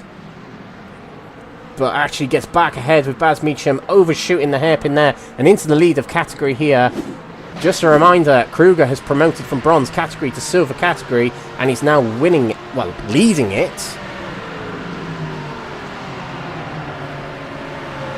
And he can work on Gavin Gardner in front of him here. Get himself stuck into the gold category. On the track, that is. Back to the bronzes. Papa Constantino still holds a pretty healthy lead in this bronze category. Van Honecker back here, battling with Mark Kent. Kent is in the silver category, so he'll want to move in front, past, and pull away. And he does under braking here, but Van Honecker has got Andy Rooney behind him again, like what he had towards the end of race number 1. So Rooney will have more laps and more opportunities to try his hands at Van Honecker in front of him. So we'll see how that materialises. Barber still leads, 1.6. He's edging away a little bit per lap. Just a little bit from Altria. And it seems to be a bit of a dead heat between these three, bar a few hundredths and tenths here and there. We're heading up to the third waypoint of this race in just 1 and a bit laps time. And typically we see these drivers pit between 25 minutes and 35 minutes in a race. McCluskey past Felix for 6th. Passes Stephen de Greveglia, the back marker there. McCluskey sets the fastest lap of the race. He's on it. He is on it.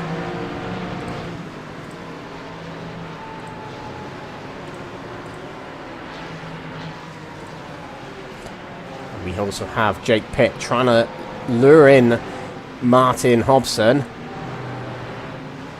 Beg your pardon, McCluskey's actually in 5th. I said 6th just a moment ago.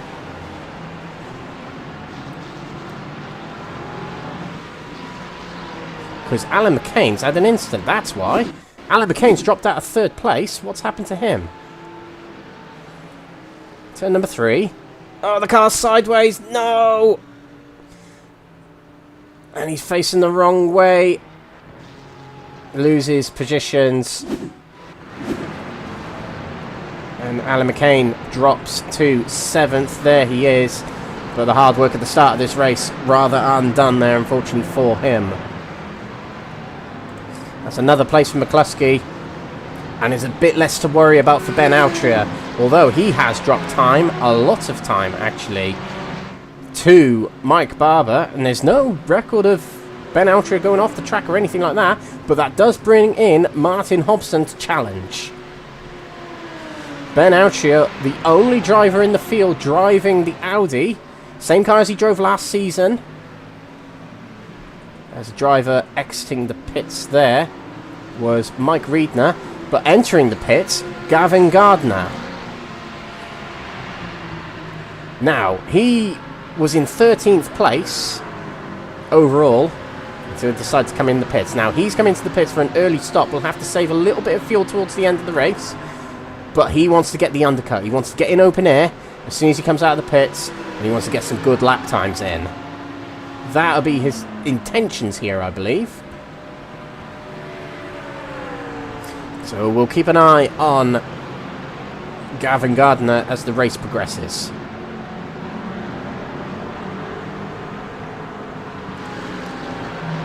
Kruger still leads, just in front of Baz Meacham still. Nigel Stock's in 3rd position. He's got himself back into that top 3 slot. And he's got James McGaskill for company there. Jeffrey Kruger is one of the biggest movers at the field, 14 places gained, but the biggest move at the field is Matt Emmons in the very cool liveried Mustang we were talking about earlier. 19 places gained from the start here, so a brilliant start. 20 places gained. As it's just ticked over. So brilliant racing from him thus far. 6-second lead for Mike Barber. He'll like this. He'll like this very much. And he'll take a very, very healthy 25 points at the end of this race if he can hang on to it. There's also points for fastest lap, which is currently being held by McCluskey. But this race definitely isn't over by any stretch, because McCluskey is within 10 seconds of Barber, technically. And I think it's actually getting a little bit more misty and foggy out on the track right now. See if we can find another camera angle. No, not quite. So you're having to squint a little bit to look through the mist here. But for the drivers, similar conditions. It's going to be more difficult to see the corners in the distance.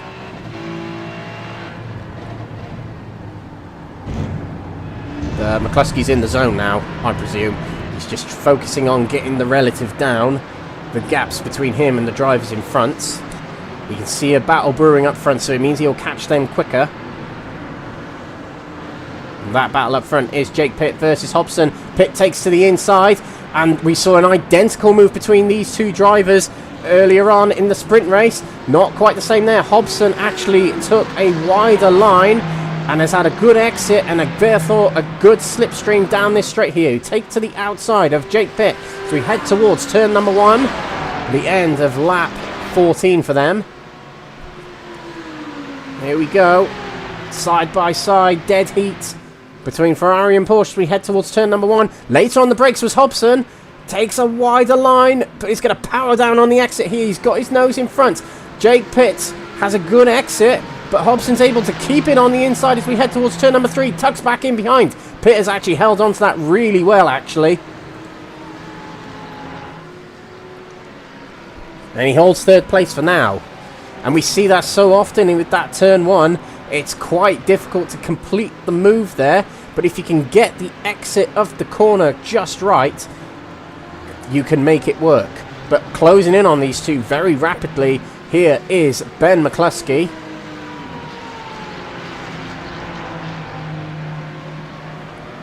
And he has got 36 minutes to do it, to get up to that top spot. Okay, so Jeffrey Kruger has come into the pits, exiting now.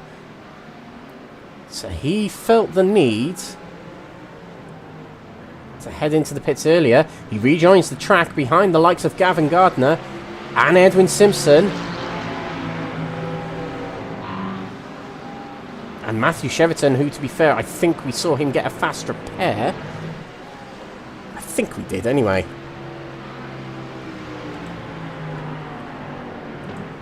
And Usaison is the next silver category driver down from Kruger. Is some way behind now. He had an instant, had to get a fast repair.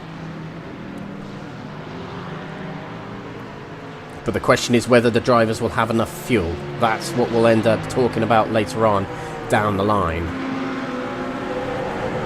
Gabriel Papaconstantino is having a really good race here. 18th overall, and a lot of drivers heading into the pits already. They're sensing and reacting as we see. That was Wesley Lewin going towards the pits, but then diverted out. I'm fairly sure iRacing doesn't let you do that. Might have a black flag to his name, I'm not entirely sure.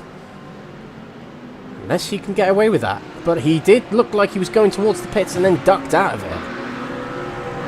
Talking about Papaconstantino, he's got a good gap to his fellow bronze category drivers. There's Kurt Van Honecker, just in front of Andy Rooney, a couple of seconds back from Gabriel.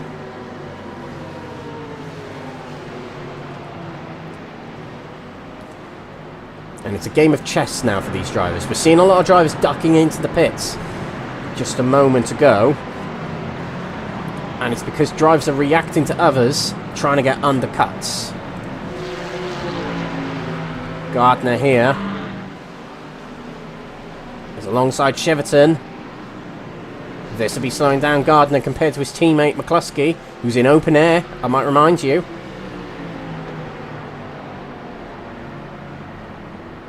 And through he isn't yet. Challenging back to the inside and not giving much room, but just about making it work was Gavin Gardner, and he is now through. McCluskey's third place in open air. Catching up towards Jake Pitt, who is 7 seconds behind Mike Barber. So it's just a matter of, can McCluskey catch Mike Barber in the next half an hour? Great Murray Walker said, catching one thing, passing is another. And the Great I said, keeping it is another. To add on to that. And that's what we'll have to see from these drivers gunning for these positions. Baz Meacham will be looking in the open air here to get some time over Jeffrey Kruger, who has already pitted. Has some gold drivers to keep him company, though, to tow him along. That's an advantage in itself, but if he gets stuck into battles and gets held up, that will not help him in his battle against Baz Meacham. There he is. He's got Nigel Stock lurking in the distance there. Well, a couple of seconds back. 2.6. What can he get from this race? A disappointing first race. Such a good qualifying session for him. And not a great outcome from that first race. Making up a lot of points in this race. We'll see how he gets on. McCluskey here is in a position where he can go as long as he can, setting good lap times. And he can go as long as he wants, and that way he'll fall down less positions later he pits, and that's what he'd be targeting. He won't want to pit at this point and end up in the middle of a pack.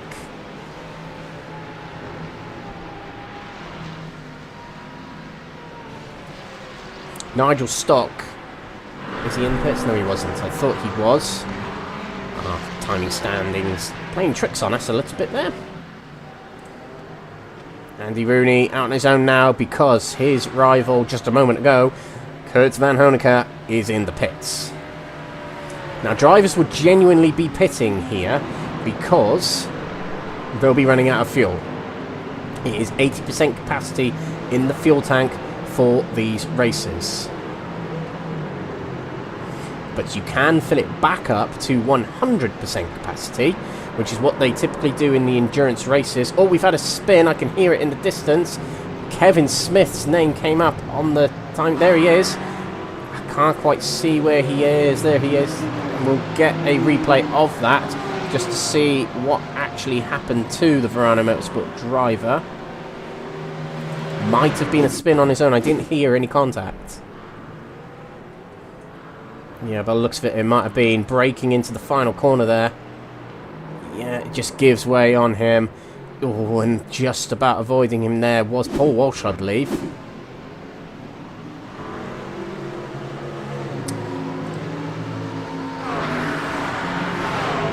Not pitting yet, Baz Meacham, but in the pits, it's Marcelo Phoenix and Aaron Hobson. Nothing yet from the top three, Barber, Pitt and McCluskey. 6-second lead for Barber. Actually, the gap is coming down. 6 seconds between him and Pitt. Pitt has been putting in some good laps and is closing in on his rival in this race. But lurking behind him there is McCluskey.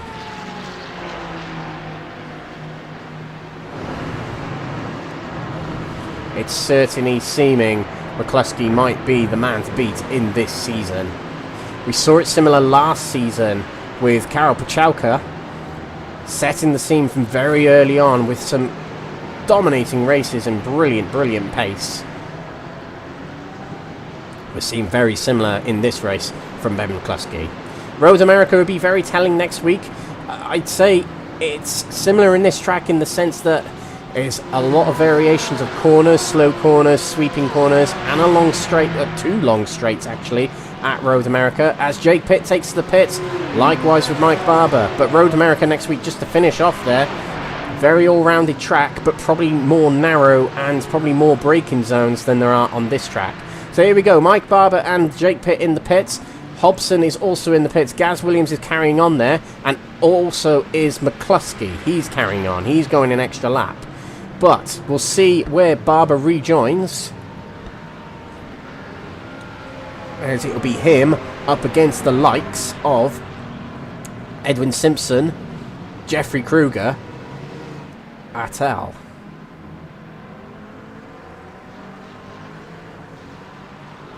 Let's take a look to Gavin Gardner, because he's part of that crew. Ben Altria actually is top of that crew that pitted a lap earlier, and that might have been what Barber was responding to. Now, there was a healthy 6-second gap prior, but out of the pits heads Barber. There's Jake Pitt, and he's actually closed in. Quite an effective undercut potentially here at Fuji, and that's the first we've really seen of it. That's Elwyn Sykes behind Mike Barber. Actually, no, I think it's Paul Walsh behind Mike Barber there. But he'll maintain the lead. Potentially will Mike Barber. But there are still 5 drivers yet to pit. And they're the top 5 there. McCluskey, Williams, Meacham, Stock and Andy Rooney. Here comes McCluskey. He's heading into the pits now.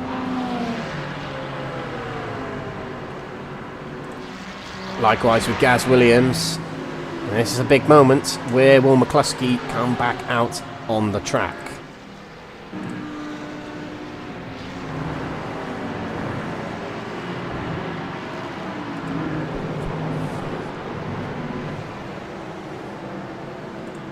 Right, McCluskey in the pits there. Just about see him through the mist there.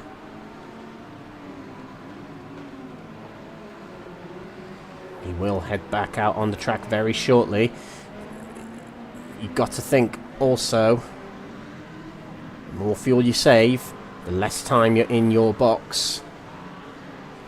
He's heading back out now. Barber's heading down the main straight. He will inevitably pass McCluskey. But by how much? Pitt's back here, a few seconds back. Barber's past McCluskey. There he is. And Jake Pitt, there he is. McCluskey might have got the jump on him there. Or has he? Oh, I think he has. Pitt's going to power it around the outside. He's probably gone too wide there, actually. Getting a good exit here. Can he make his way to the inside at turn 3? I don't think he can. McCluskey has made that pit stop work perfectly, and he's into second place.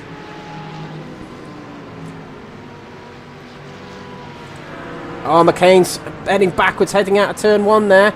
Something's happened to him. It's not been a good race for him on his own at the moment, heading into turn number 1. overshoots it, I believe, and the car just gives way, trying to recover the brakes there, and he drops to 14th in category. In the silvers, Meacham has pitted. Apparently Cheverton hasn't. I believe he has. But Baz Meacham is right in amongst the field here, battling with Gavin Gardner there. Gardner finished second overall in the previous race. Oh, close between them two as they head through turn number 10. And Baz Meacham will be looking in his mirrors. He's got a car alongside him there. He can't battle with them too much, but he's got Kruger lurking behind now as well. That's Edwin Simpson alongside Baz Meacham. He'll be trying to help out his teammate as much as he can here. We've also got Nigel Stock right behind Jeffrey Kruger there in the blue Crest Autosport car. Meacham, oh, he's got to be careful, and he's just avoided the apex. It was a big dive from Edwin Simpson there to get past, and that helps out Jeffrey Kruger. He's moving behind his teammate to get the slipstream from him. Now battling down the main street, the two drivers, 3 wide. It's not actually, as Edwin Simpson moves just in front of him. He's going to move across the track to try and help out his teammate there. As you can see, Kruger's getting even more slipstream. But will Kruger lunge to the inside of his teammate? He won't. Trying to go around the outside is Meacham. But isolating him out there. Oh, it's a good undercut there from Kruger. As washed out wide was Meacham. Heading through turn number 3. Who's got the better line through here? I think Kruger might. But no, Meacham's later on the brakes and he gets it back in front. Nigel Stock is also there, right behind these two, waiting for them to make a mistake potentially as there's contact between him and Kruger. But they got away with it. They didn't quite get into a spin as what normally happens when light contact's made like that through a corner. This could well be the battle for the win in the silver category.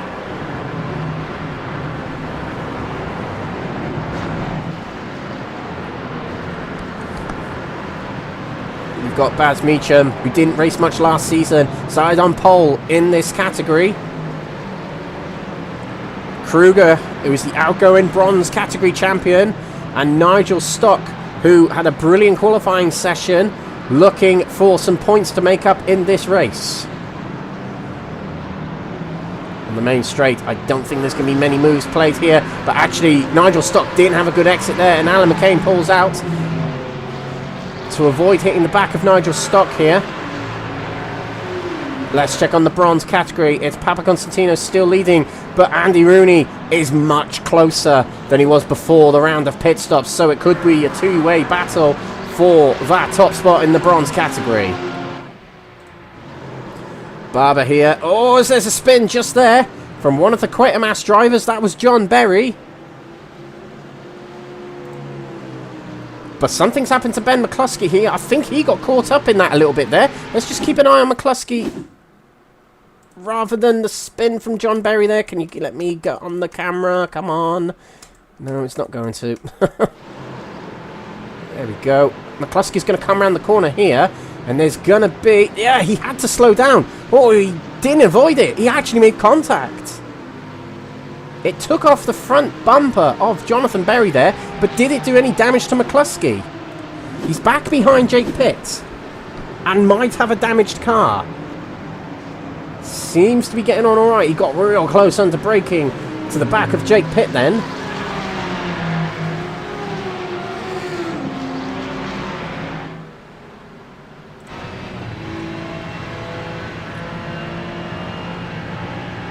Jake Pitt's pulling over. Is he letting him by? No, he's not. But he's letting McCluskey go to the outside as Jake Pitt prefers that inner line. Has to do it again as McCluskey, although he did it in the pits last time. Can't quite make it around. This is all buying more time for Barber as he has a 5-second lead over Pitt and McCluskey.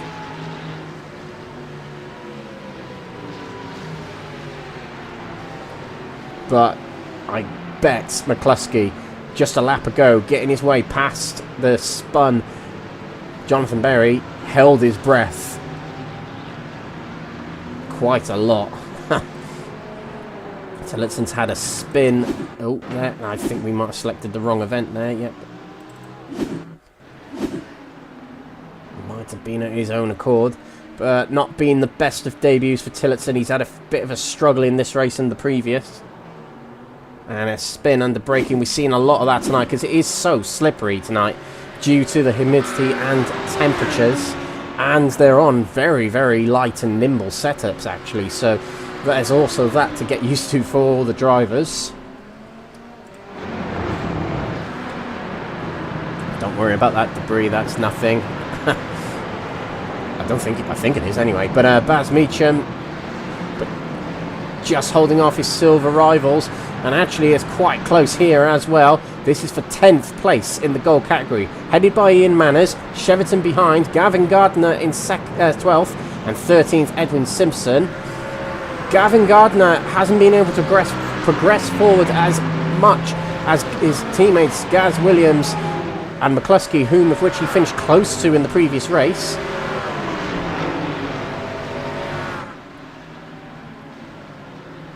And we head into the final third of this race. Gardner moves to the outside, so does Cheverton.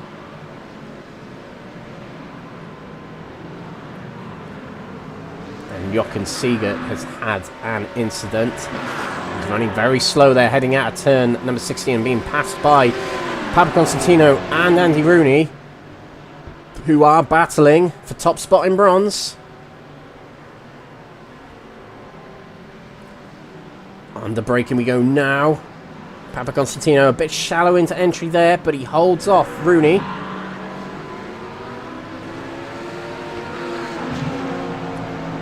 Excellent battles between two of the categories here for the lead. And Nigel Stock is really challenging Jeffrey Kruger now.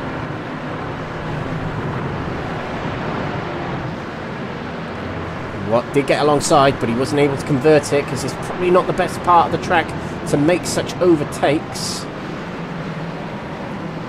But it's been an intense race so far. Drivers really playing the chess game with one another. Bit of a wobble out of the corner there for Nigel Stock. Keeps good hold of it.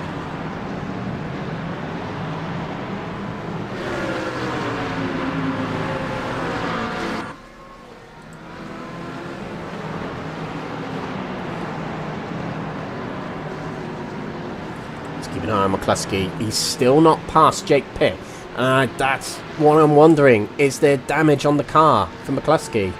To be fair to McCluskey, if he finished where he is right now, he would still take a real good lump of championship points out of this round and will inevitably be leading the championship after this round.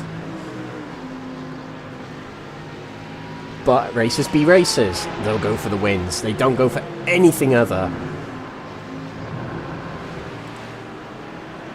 But it'll be the Verano Motorsport fans in their flock here on the stream, just wishing that Barber will come through for this win.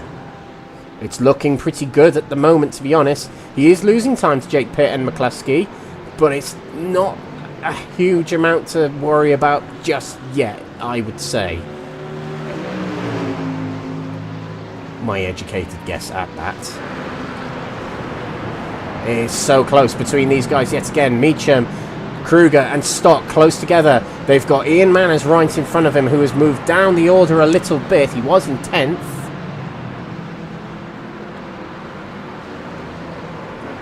Oh, and there's contact! Kruger contact with Baz Meacham, and off the track he goes.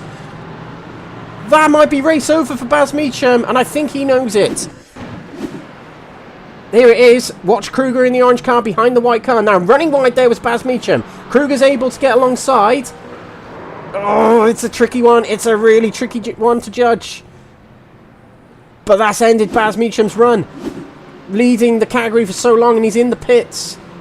Kruger continues, but Nigel Stock's on his outside, looking to get the win. His eyes has opened up here, and he's actually had a really good exit as Nigel Stock. In front he goes before turn number 3.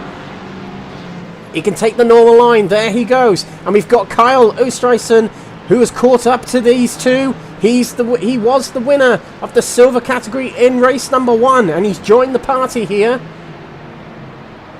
He's the one who swiped away in the final moments. Pole position from Nigel Stock.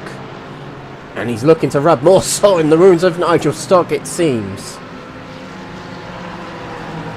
Got an opportunity here with who were the three ahead of him, Meacham, Stock and Kruger battling. One of them's out the way. He can now focus on battling these in the final quarter of the race coming up now.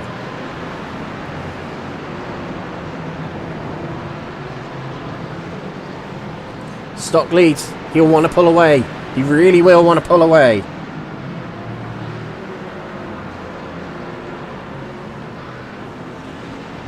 Kruger sneaks to the inside. I just wonder if the incident with Meacham might be on his mind a little bit there. I really honestly have. I'd need to look at more angles to see who really was at fault for that incident. I tend not to do that on the streams here. Sometimes if it's glaring, I will do it. But that one was a tricky one to judge. It's a case of those where the stewards will look at it and decide, right, who moved into who had overlap, etc., etc. But a key incident in this race. Stock leads after a difficult race one. These two are still battling. Rooney and Papaconstantino.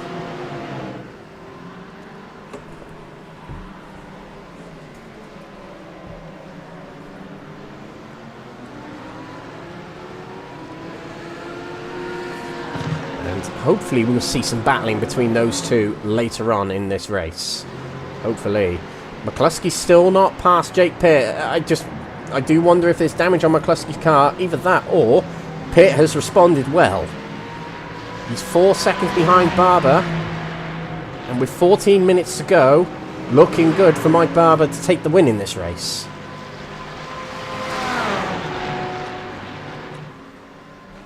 He's defending. McCluskey looks to the outside. McCluskey is able to get so late on the brakes heading into turn one, I've noticed.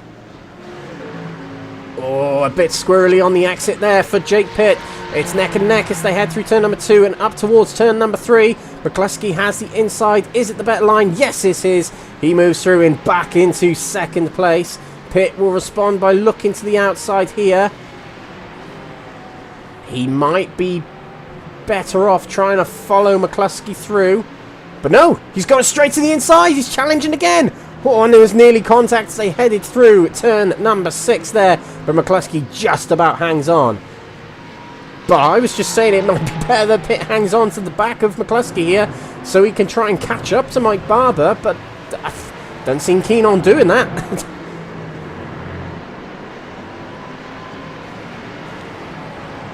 McCluskey will get his head down and will try to focus on catching up with Barber with 13 minutes to go in this race. Pretty much per second he needs to gain. He needs to gain it every 2 or 3 minutes in this race. To catch up, that is. That's going to be a difficult task. See what the times are when they cross the line here.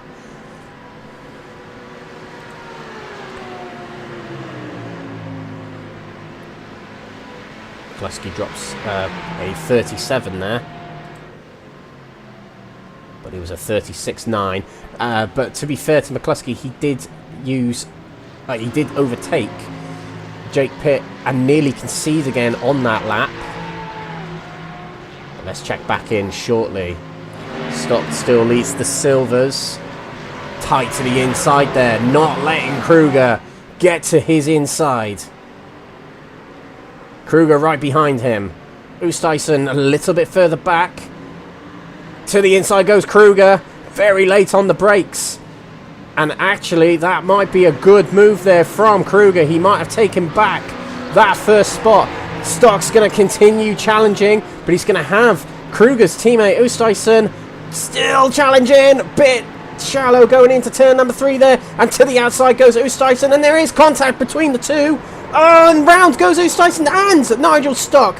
Very close on the inside there, and they both lose the car heading round the corner. Stock loses down to 3rd place.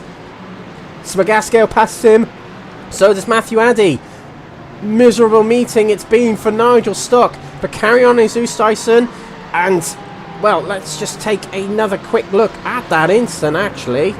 Will be above them, so it'll be a little bit easier to see. So this is going through turn number 3. Nigel Stock goes really shallow into the corner here. He could have taken more to the right under braking. That allows Oosthuizen to go to the outside. It's close between them, and Nigel Stock did have a little bit of space on his right, but it was only a little bit. So it just depends what the stewards decide in relation to that.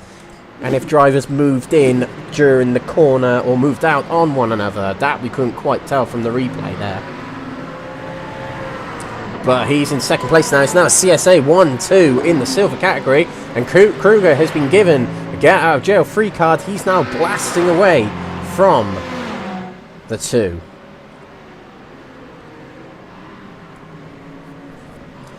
He allowed himself to get away from them while they were battling.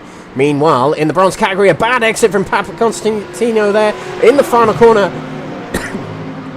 That puts Andy Rooney to the inside.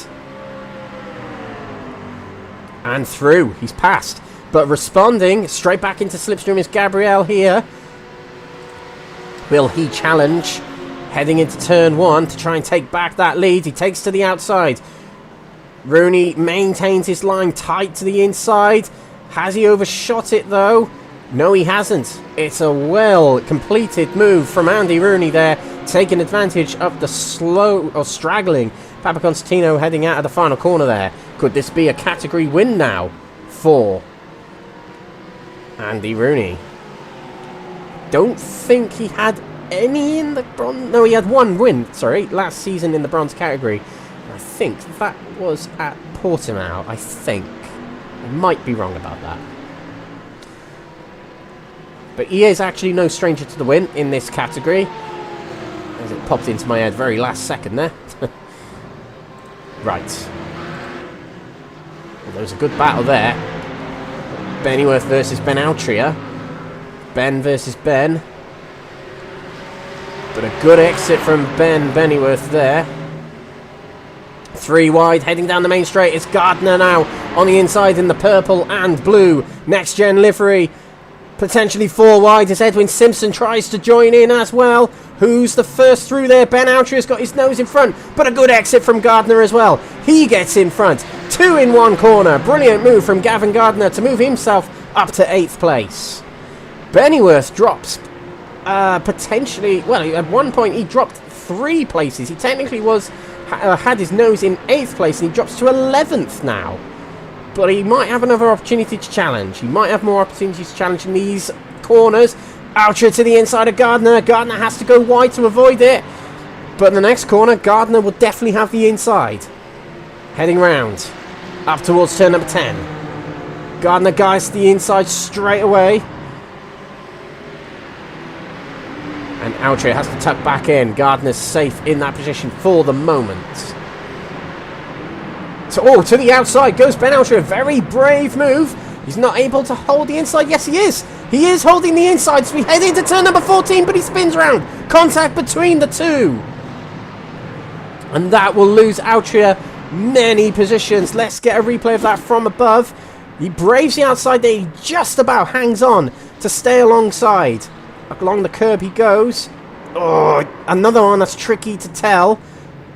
But because the corner is tightening there, it means the outside corner will come towards the inside car and the inside car will move towards the outside car. That's typically what happens on corners like that tighten quite rapidly, such as turns 13 and 14 there.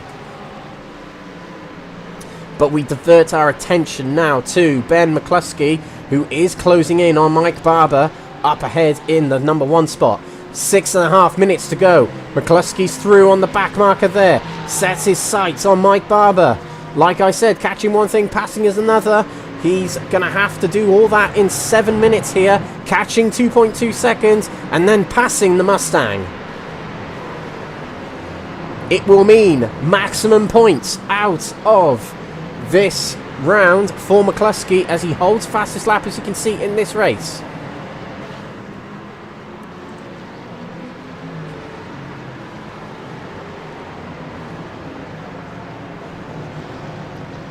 onto the main straight.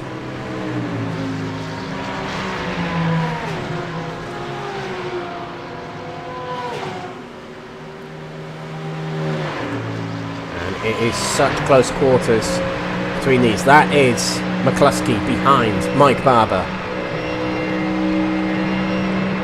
7/10 quicker on that last lap was McCluskey in front of Mike Barber.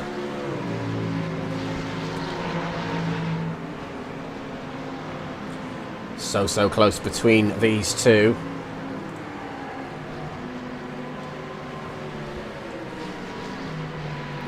Don't pay too much attention to the standings as they're not fully accurate because cars have lapped each other. It's just moved around a little bit. We are focusing on the gold category for the moment. We will switch over to other categories as time ticks by.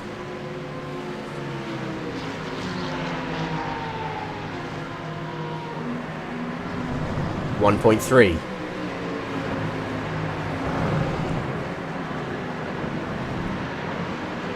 Jake Pitt, to be fair to him, is also hanging on really, really well. He might have a shot of second or first even here if things get real ugly between McCluskey and Mike Barber.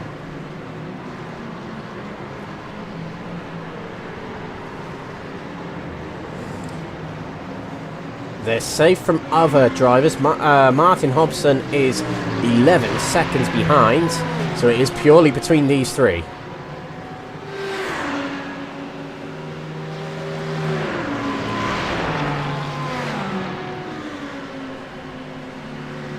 Below a second between McCluskey and Barber. 9/10 quicker, or near 9/10 quicker. 8.5. That is significant, and it's 8.5 between them now. So realistically, by the end of this lap, McCluskey could have caught Mike Barber, and he'll have, I would say, 2 laps, not including this one, to pass him. I think there's about 3 laps to go in this race.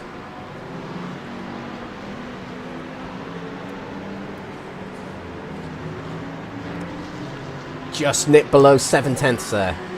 Pitt is losing a little bit of time. He's dropped a 10th to McCluskey.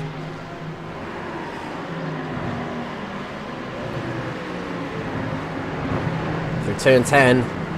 You can see Barber's pushing really hard, going over the curb and a bit further on that turn 10 there.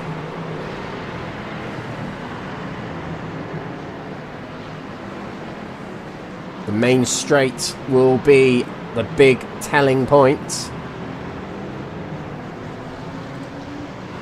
Out of the corner. This is the view from Mike Barber's gearbox. 6/10.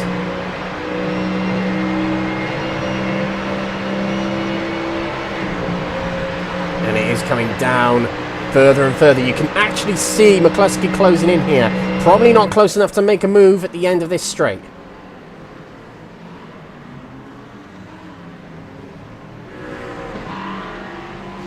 But he's close. And Jake Pitt moves off wide there in the distance. He's trying to push hard to keep up with these two.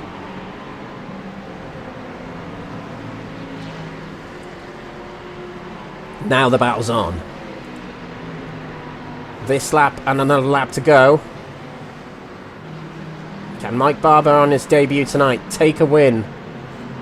Holding off the race 1 winner, McCluskey. Unorthodox exit from the corner there from Mike Barber, but he's still in front. That's all that matters, really.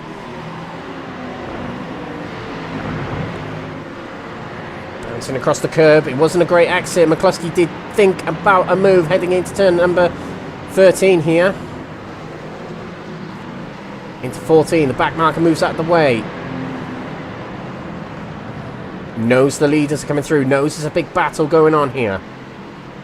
Final lap will be starting next time by.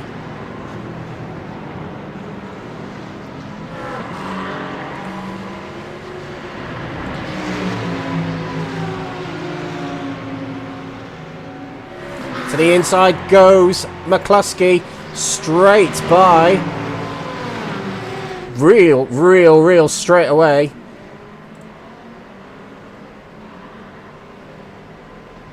And that might be it. That might be the move for the win. Yes, it is. McCluskey moves into the lead.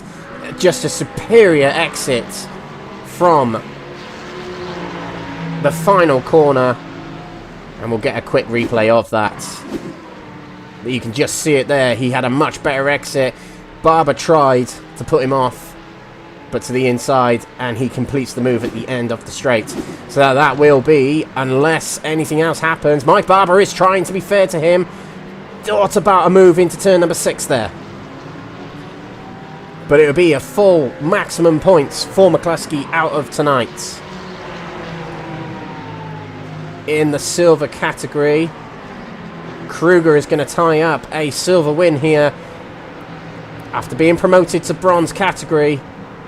Following last season's championship win for him, it'll be a silver win earlier on in this. Rooney leads the bronze category. He's out in front, far ahead of Van Honeken. But we head to the final corner. McCluskey holds on. And it's going to be 2 wins from 2 for Ben McCluskey in the gold category here in our opening round of the GT3 Season 6. Across the line he goes. Spectacular win for McCluskey here. Mike Barber takes second place, leading the majority of the race, but the final lap just couldn't quite get it. He needed 1 lap less. And he'll think that, but it was a great result from him nonetheless. Likewise with Jake Pitts, 3rd place for him. Big haul of points out of today. That's 2 top 5 placings in this, so it might mean a 2nd or 3rd place in the championship heading out of tonight. So well done to him. Over to the silvers now. Jeffrey Kruger crosses the line just in front of his teammate Oosthuizen, who won the sprint race, so he lets his teammate have that. But looks at it come across the line, but a good win from Kruger, newly promoted from bronze category. And James McGaskill crossed the line to finish 3rd place in this race. He's had a good round actually. He didn't qualify, but crept up the order and had a good result in race number 1 and a podium place in this race. Rooney crosses the line in 1st place at the bronze category. He had to work pretty hard actually for that one to get past Papa Constantino and stay in front of Van Honeken. And he joins one of his Quatermass teammates on a parade of the track. Van Honeken takes 2nd position and Gabriel Papa Constantino in 3rd position. But our winner in that race outright was Ben McCluskey. My drive for the day tonight, definitely class of the field. So let's go through the results of each category. We'll start off with the golds.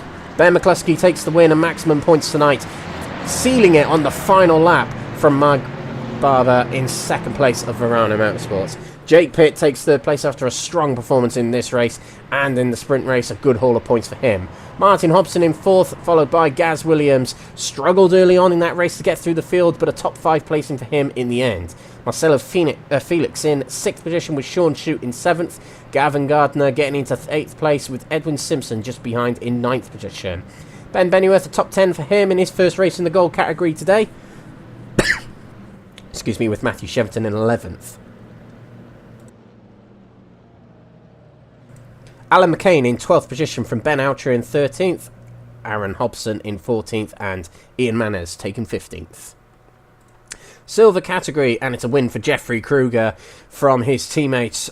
Less than a tenth between them as they came across the line, which is thrilling to see. Kyle Oosthuizen won the sprint race, but he takes second in the feature race. James McGaskill in third, with Nigel Stock. A difficult night for him, but a strong fourth place for him in the second race of the night. Mark Baker in 5th from Matthew Addy in 6th position, following his top 3 in race 1. Mark Kent 7th from Wesley Lewin in 8th, Mike Reedner in 9th, Craig Tillotson in 10th, Paul Walsh, a difficult night for him, 11th, Kevin Smith, also a difficult night for him, in 12th, Jochen Siegert in 13th, Baz Meacham with his controversial incident earlier on in the race, finishes 14th in the end after towing back to the pits, and Matt Emmons did not finish the race. Bronze category, it's a win for Andy Rooney, and that is by near 9 seconds from Kurt Van Honecker, and Gabriel Papaconstantino takes 3rd place in category. Andy Chell, 4th position for him, and Elwyn Sykes just behind in 5th. Adam Wilson Weir in 6th position. A lap or more laps down for Stephen de Gravelia, Jonathan Berry, Robert Savage, John Meredith, and Stein Vitens.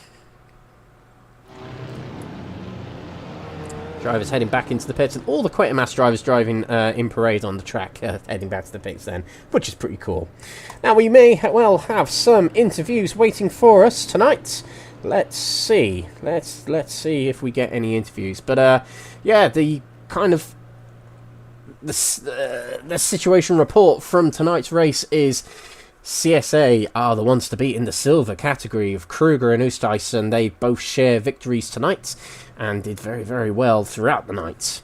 In the bronze category, it looks pretty close actually at the moment between Andy Rooney, Van Honecker and Papaconstantino, so we could see a very good three-way battle in bronze category as the rounds go by. We'll have to see next time. But in the goal, there's just no question of Ben McCluskey, class of the field, taking maximum points in his category.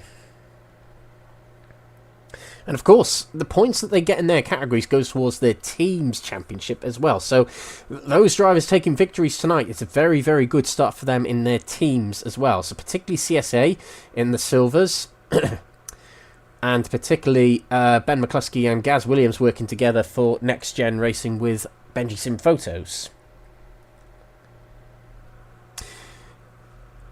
So let's head back to the beginning of the race, just to have a little recap of the race, whilst we have some interviews with some of the drivers.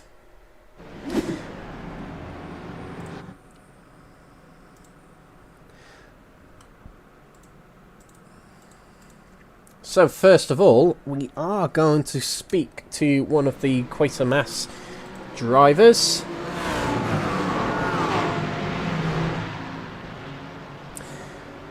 Once we get ourselves caught up with the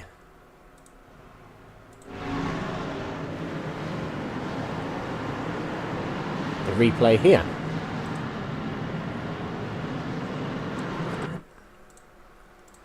So there we go. Once this works for us, we will catch up with Quatermass driver Andy Chell.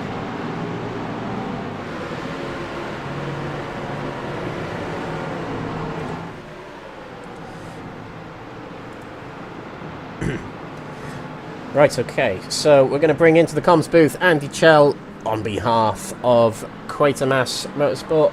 Welcome back, Andy, to the comms booth. How you doing, mate? Yeah, not too bad, mate, not too bad. Welcome back, mate, it's good to see you again.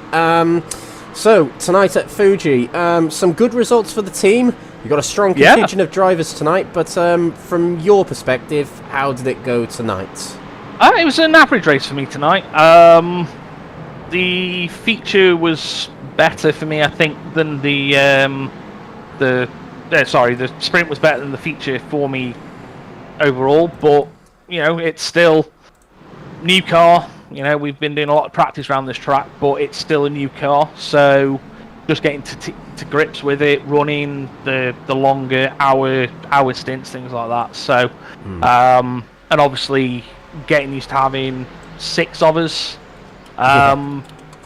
In the chat, you know, last season even it was me and Ben. We've now obviously got 6 drivers, so learning to have that and different voices around is a whole new ball game. but it's we're doing great. The team, like you say, the team's done great, which I'm really happy with. So, as team manager, I can't really ask much more than that from everybody that was in there. So yeah, I'm really happy today, to be honest. Excellent. A good fourth place as well in the feature race to just add to that. But us, actually, it's quite a good start for the team. Andy Rooney getting the victory in race 2 and getting a podium in race 1. So, you guys are presumably mixed results, I suppose, for the team. But I assume as a team, you're happy with the performance tonight. Yeah. As they always say, we win as a team together, we lose as a team together. We've had a bit of a mixed result overall, but everything the drivers have been doing has been brilliant. There's the comms are brilliant. They're talking to each other. We're working together.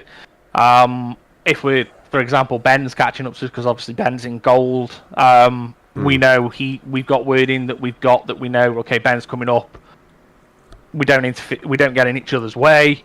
The rest of us that are in bronze, we work together to try and give us gaps and defend each other. But also, at the moment, we are free to race, so you will see us racing. That's not saying that we're just going to formation it like we did after we'd finished today, but we will.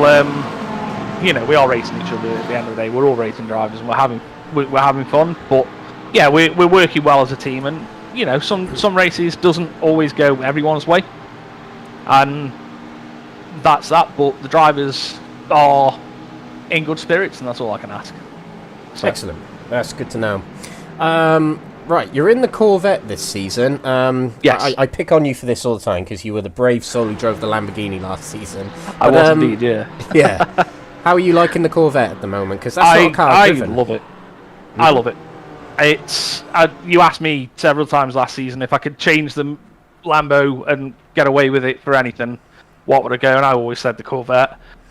It's like the Lamborghini, apart from it doesn't try and kill me, which I won't lie, I appreciate it. I say that, and I did spin it, snatching the rear brakes into turn 1, but that was me, not the car.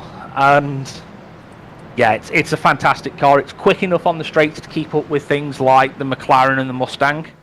And it's just about got enough agility in the corners to kind of hang it out with the Porsche. Obviously, we've got a mix of cars. We've got Ben running the McLaren. We've got Andy running the Porsche. I'll be honest, I think I'd have to claw his hands out of that thing to get him in a different car, but I don't blame him. It works for him. So, yeah, and we see each other's benefits, but the the Corvette as a whole really can hold it with both. So it's a good all-round car. It's a bit like the BMW used to be. It's a nice all-rounder. So. Oh, excellent. I might like it then. I think so. I do think so. I tell you what, though, I'm watching this race and I'm just constantly thinking, I really want to race this. it's quite insane. Are you thinking that out on the track as well, or is it tend to get red mist at times? I can sense there's some drivers going to be a bit disgruntled with some of the racing, but how do you feel about it? I'm just enjoying it, to be honest with you, mate. Yes, we all get red mist every now and again. It happens. I suppose when you get stuck up behind somebody and you're fighting to try and get through, and yeah, you can, and you can think, why am I doing? Sometimes like, why are we here? What we're doing? But I think everybody goes through that. But as a whole, to be honest, mate, like I said to you last season, I love it. I'll be honest, I don't miss the GTPs coming through. I won't lie, I don't miss that because that was usually carnage, but it was the nature of the beast. This season, I think it's going to be, you're not going to see much of the classes coming through on each other unless there's been incidents and things, just because the cars are so tightly packed. And it does seem, based off this race, that the top ends of the silvers are mixing it with the bottom ends of the gold, and the same for the top ends of the bronzes with the silvers. Yeah. So I think we're going to have quite a lot of interclass battles where one's trying to get through and the other one is wondering why are you doing this on me? So I think that's probably going to be the main bugbear people will get. But you're going to get that with matched cars. It is going to happen. And from track to track, you're going to see drivers that, I mean, like I say, quite massive ran. I think we've done nearly 20 hours of practice for this one event, which, I wouldn't say we're experts on the track, but we know the track and we know the car around the track as best as we can, because, like I say, 4 of us were running new car. 4 of us were running new cars. With Rob being in the Ferrari. So we've done extensive testing around this track. So I don't know if you'll see us mingling as high up silvers as perhaps we were tonight. Again, I don't know. That might just be where we are. So, I think that's going to be the main bugbear for people. But yeah, like I say, I love it. Genuinely love it. And I wouldn't trade it for the world, to be honest with you. Excellent. So we were just talking about tracks then. What about Road America next week? I think it's an underrated track, underappreciated track. What do you think of it? It's going to be a new one for me. To be honest, I've never raced it. We've started doing, well, I've started doing a little bit of practice. The team are going to be starting our practice build up as of tomorrow or Saturday for the event. So we can get everyone acclimatised to the track. Andy loves it, so I'm expecting him to run quite well. I know I've just probably jinxed him, so sorry, Andy. But he's our, I don't want to say resident expert, but he is the one that knows the track the most out of all of us. So he's probably going to be giving us tips and tricks on that while we're learning it. But come race day, I'm expecting us all to be performing quite well. I'll be honest, the one track I'm not looking forward to is the Nordschleife. Who does? Andy, actually. I'm not going to lie to you. As soon as he saw it was on there, he was like, I'm actually looking forward to this. And we were like, what?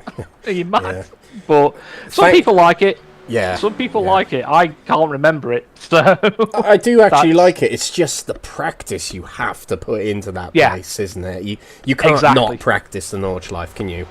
No, and even when you practice it, because me and one of my other friends, Mike, who's running in here for Verano, we were talking about the Nordschleife because he's ran it a few times, I've ran it a few times, and both of us were like, it doesn't matter how much I run this track, I get to about halfway round and I haven't a clue where I am.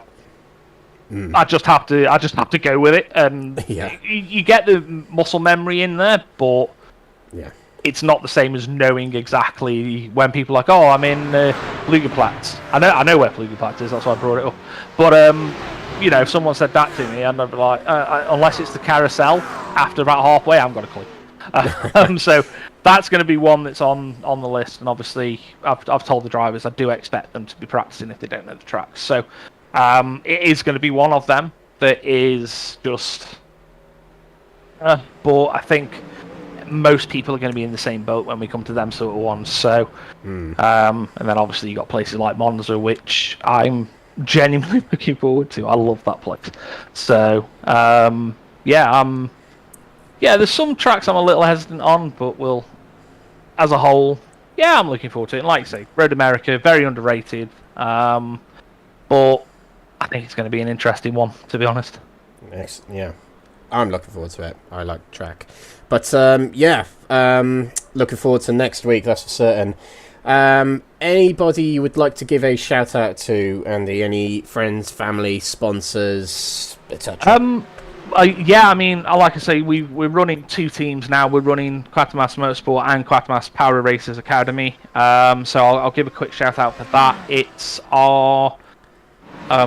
we're a team that ran by disabled and neurodivergent staff, so myself and the 2 owners are either disabled or neurodivergent, and as members of that society, we wanted to make sure that we could provide a safe space for neurodivergent and disabled drivers to come in and actually see, you know what, I want to try sim racing, I want to race, I don't have to feel worried about feeling like I'm up against people who are able-bodied or not neurodivergent. So we're running that. We're running the car to to promote that, and yeah, I think it's a really good thing the owners have decided to do, and I'm looking forward to where it'll take us. And we have, like I say, we've got 3 of our, myself and 2 of the other drivers that are in the Power Racers Academy that are racing for us this season. So yeah, definitely a big highlight to that. And yeah, all my friends that I've sent the link out to come and watch, hopefully they've had the time to. And I've said it all through, but good shout out to the entire team. They've all done brilliantly tonight, and it doesn't matter where they've finished. I'm proud of them. They've done brilliantly. Fantastic. Great words. Great words. Lovely. Thanks very much, Andy. Always a pleasure speaking to you. Don't be a stranger. Good luck to you and the team next week. Thank you very much. Best of luck. Take care. Thanks. Bye. Yeah, fabulous. Fabulous mention there about diversity and inclusion there that they're going for at Quatermass Motorsport. It's fantastic, actually. Yeah, that's the beauty of sim racing. It is incredibly diverse. It is inclusive. Anyone can do it, as long as you got a PC, steering wheel, pedals, or even a controller. Get stuck in. Doesn't matter who you are. It's fantastic. And particularly their support for particular disabilities and that sort of thing. That's a fantastic story, actually. Really enjoyed that.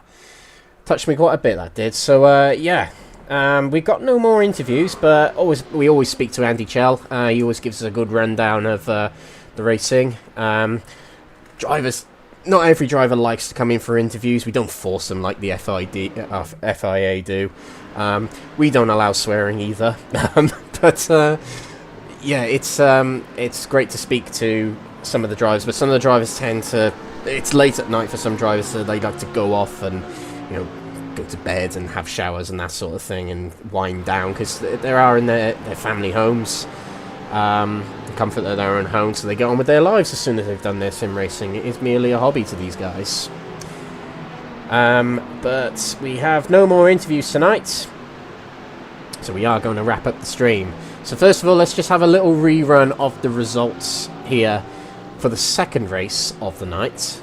Ben McCluskey took all points tonight in the gold category, and Mike Barber, leading for the majority of the race, needed 1 lap less, but it's second for him in the end, but a strong haul of points for him and Verano Motorsport. Jake Pitt takes 3rd position after a good promising night for him. Martin Hobson in 4th position with Gaz Williams in 5th, Marcelo Felix in 6th with Sean Shute in 7th, Gavin Gardner 8th, Edwin Simpson in 9th, and Ben Bennyworth 10th. In the silver category, it was a win for Jeffrey Kruger in his first race in the bronze category tonight, and a photo finish between him and his teammate Carl Usaisen, who won the sprint race earlier on in the night. James McGaskill 3rd with Nigel Stock in 4th, Mark Baker 5th with Matthew Addy in 6th, Mark Kent 7th from Wesley Lewin in 8th, Mike Reed in 9th, and Craig Tillotson 10th. Bronze category, a win for Quatermass Motorsport driver Andy Rooney in his Porsche that he doesn't want taken off of him. And Kurt Van Honecker in 2nd position for SK Racing on there and his debut. Gabriel Papaconstantino of Aztec Racing takes 3rd position from Andy Chell, who we just spoke to in the interview box. 4th for him. Elwin Sykes 5th from Adam Wilson-Weir, and Stephen de Grevelius 7th from John Berry, Rob Savage, John Meredith, and Stein Vatens. There we go, ladies and gentlemen. That's been the opening round of the season here at Fuji No Chicane Layout. Next week, on the 3rd of October, we are over the Pacific Ocean, and we're racing at Road America in Wisconsin. I believe that's right. And that second round of the championship should be interesting. There's a lot of variance of corners like tonight, but it's a much more narrow circuit. And 3 fast straights on that track. So there's going to be plenty of overtaking next week and very close quarters on that narrow track. This has been the opening round of the NXTGEN Racing GT3 Season 6 on Thursdays. My name's been Alex Everitt. I've been your commentator tonight. And a huge shout out to our sponsors, partners and affiliates here at NXTGEN Racing that include Only Racing, providing the £500 store credits for the winner of the season at the end of the season. Also, PowerMax Racing, Sam Cases, Benji Sim Photos, Douglas Motorsport, Motorsport UK Esports Division, Falconer PC, Mark Sykes Designs, Joyce Design, and Moser Racing. Thank you very much for watching tonight, ladies and gentlemen. The opening round, all eyes on Benji Sim Photos and Ben McCluskey. He takes the picture for tonight. Maximum points heading out of tonight and enter next week. All eyes on him. But there's plenty of racing out there. There's plenty of categories to choose from. It's going to be very exciting all the way through the season. So thank you for joining us tonight, and we'll see you in a week's time at Road America. Thank you and good night. Tuning in. Until next time, that's all from us here at NXTGEN Racing, the home of clean and fair sim racing for all.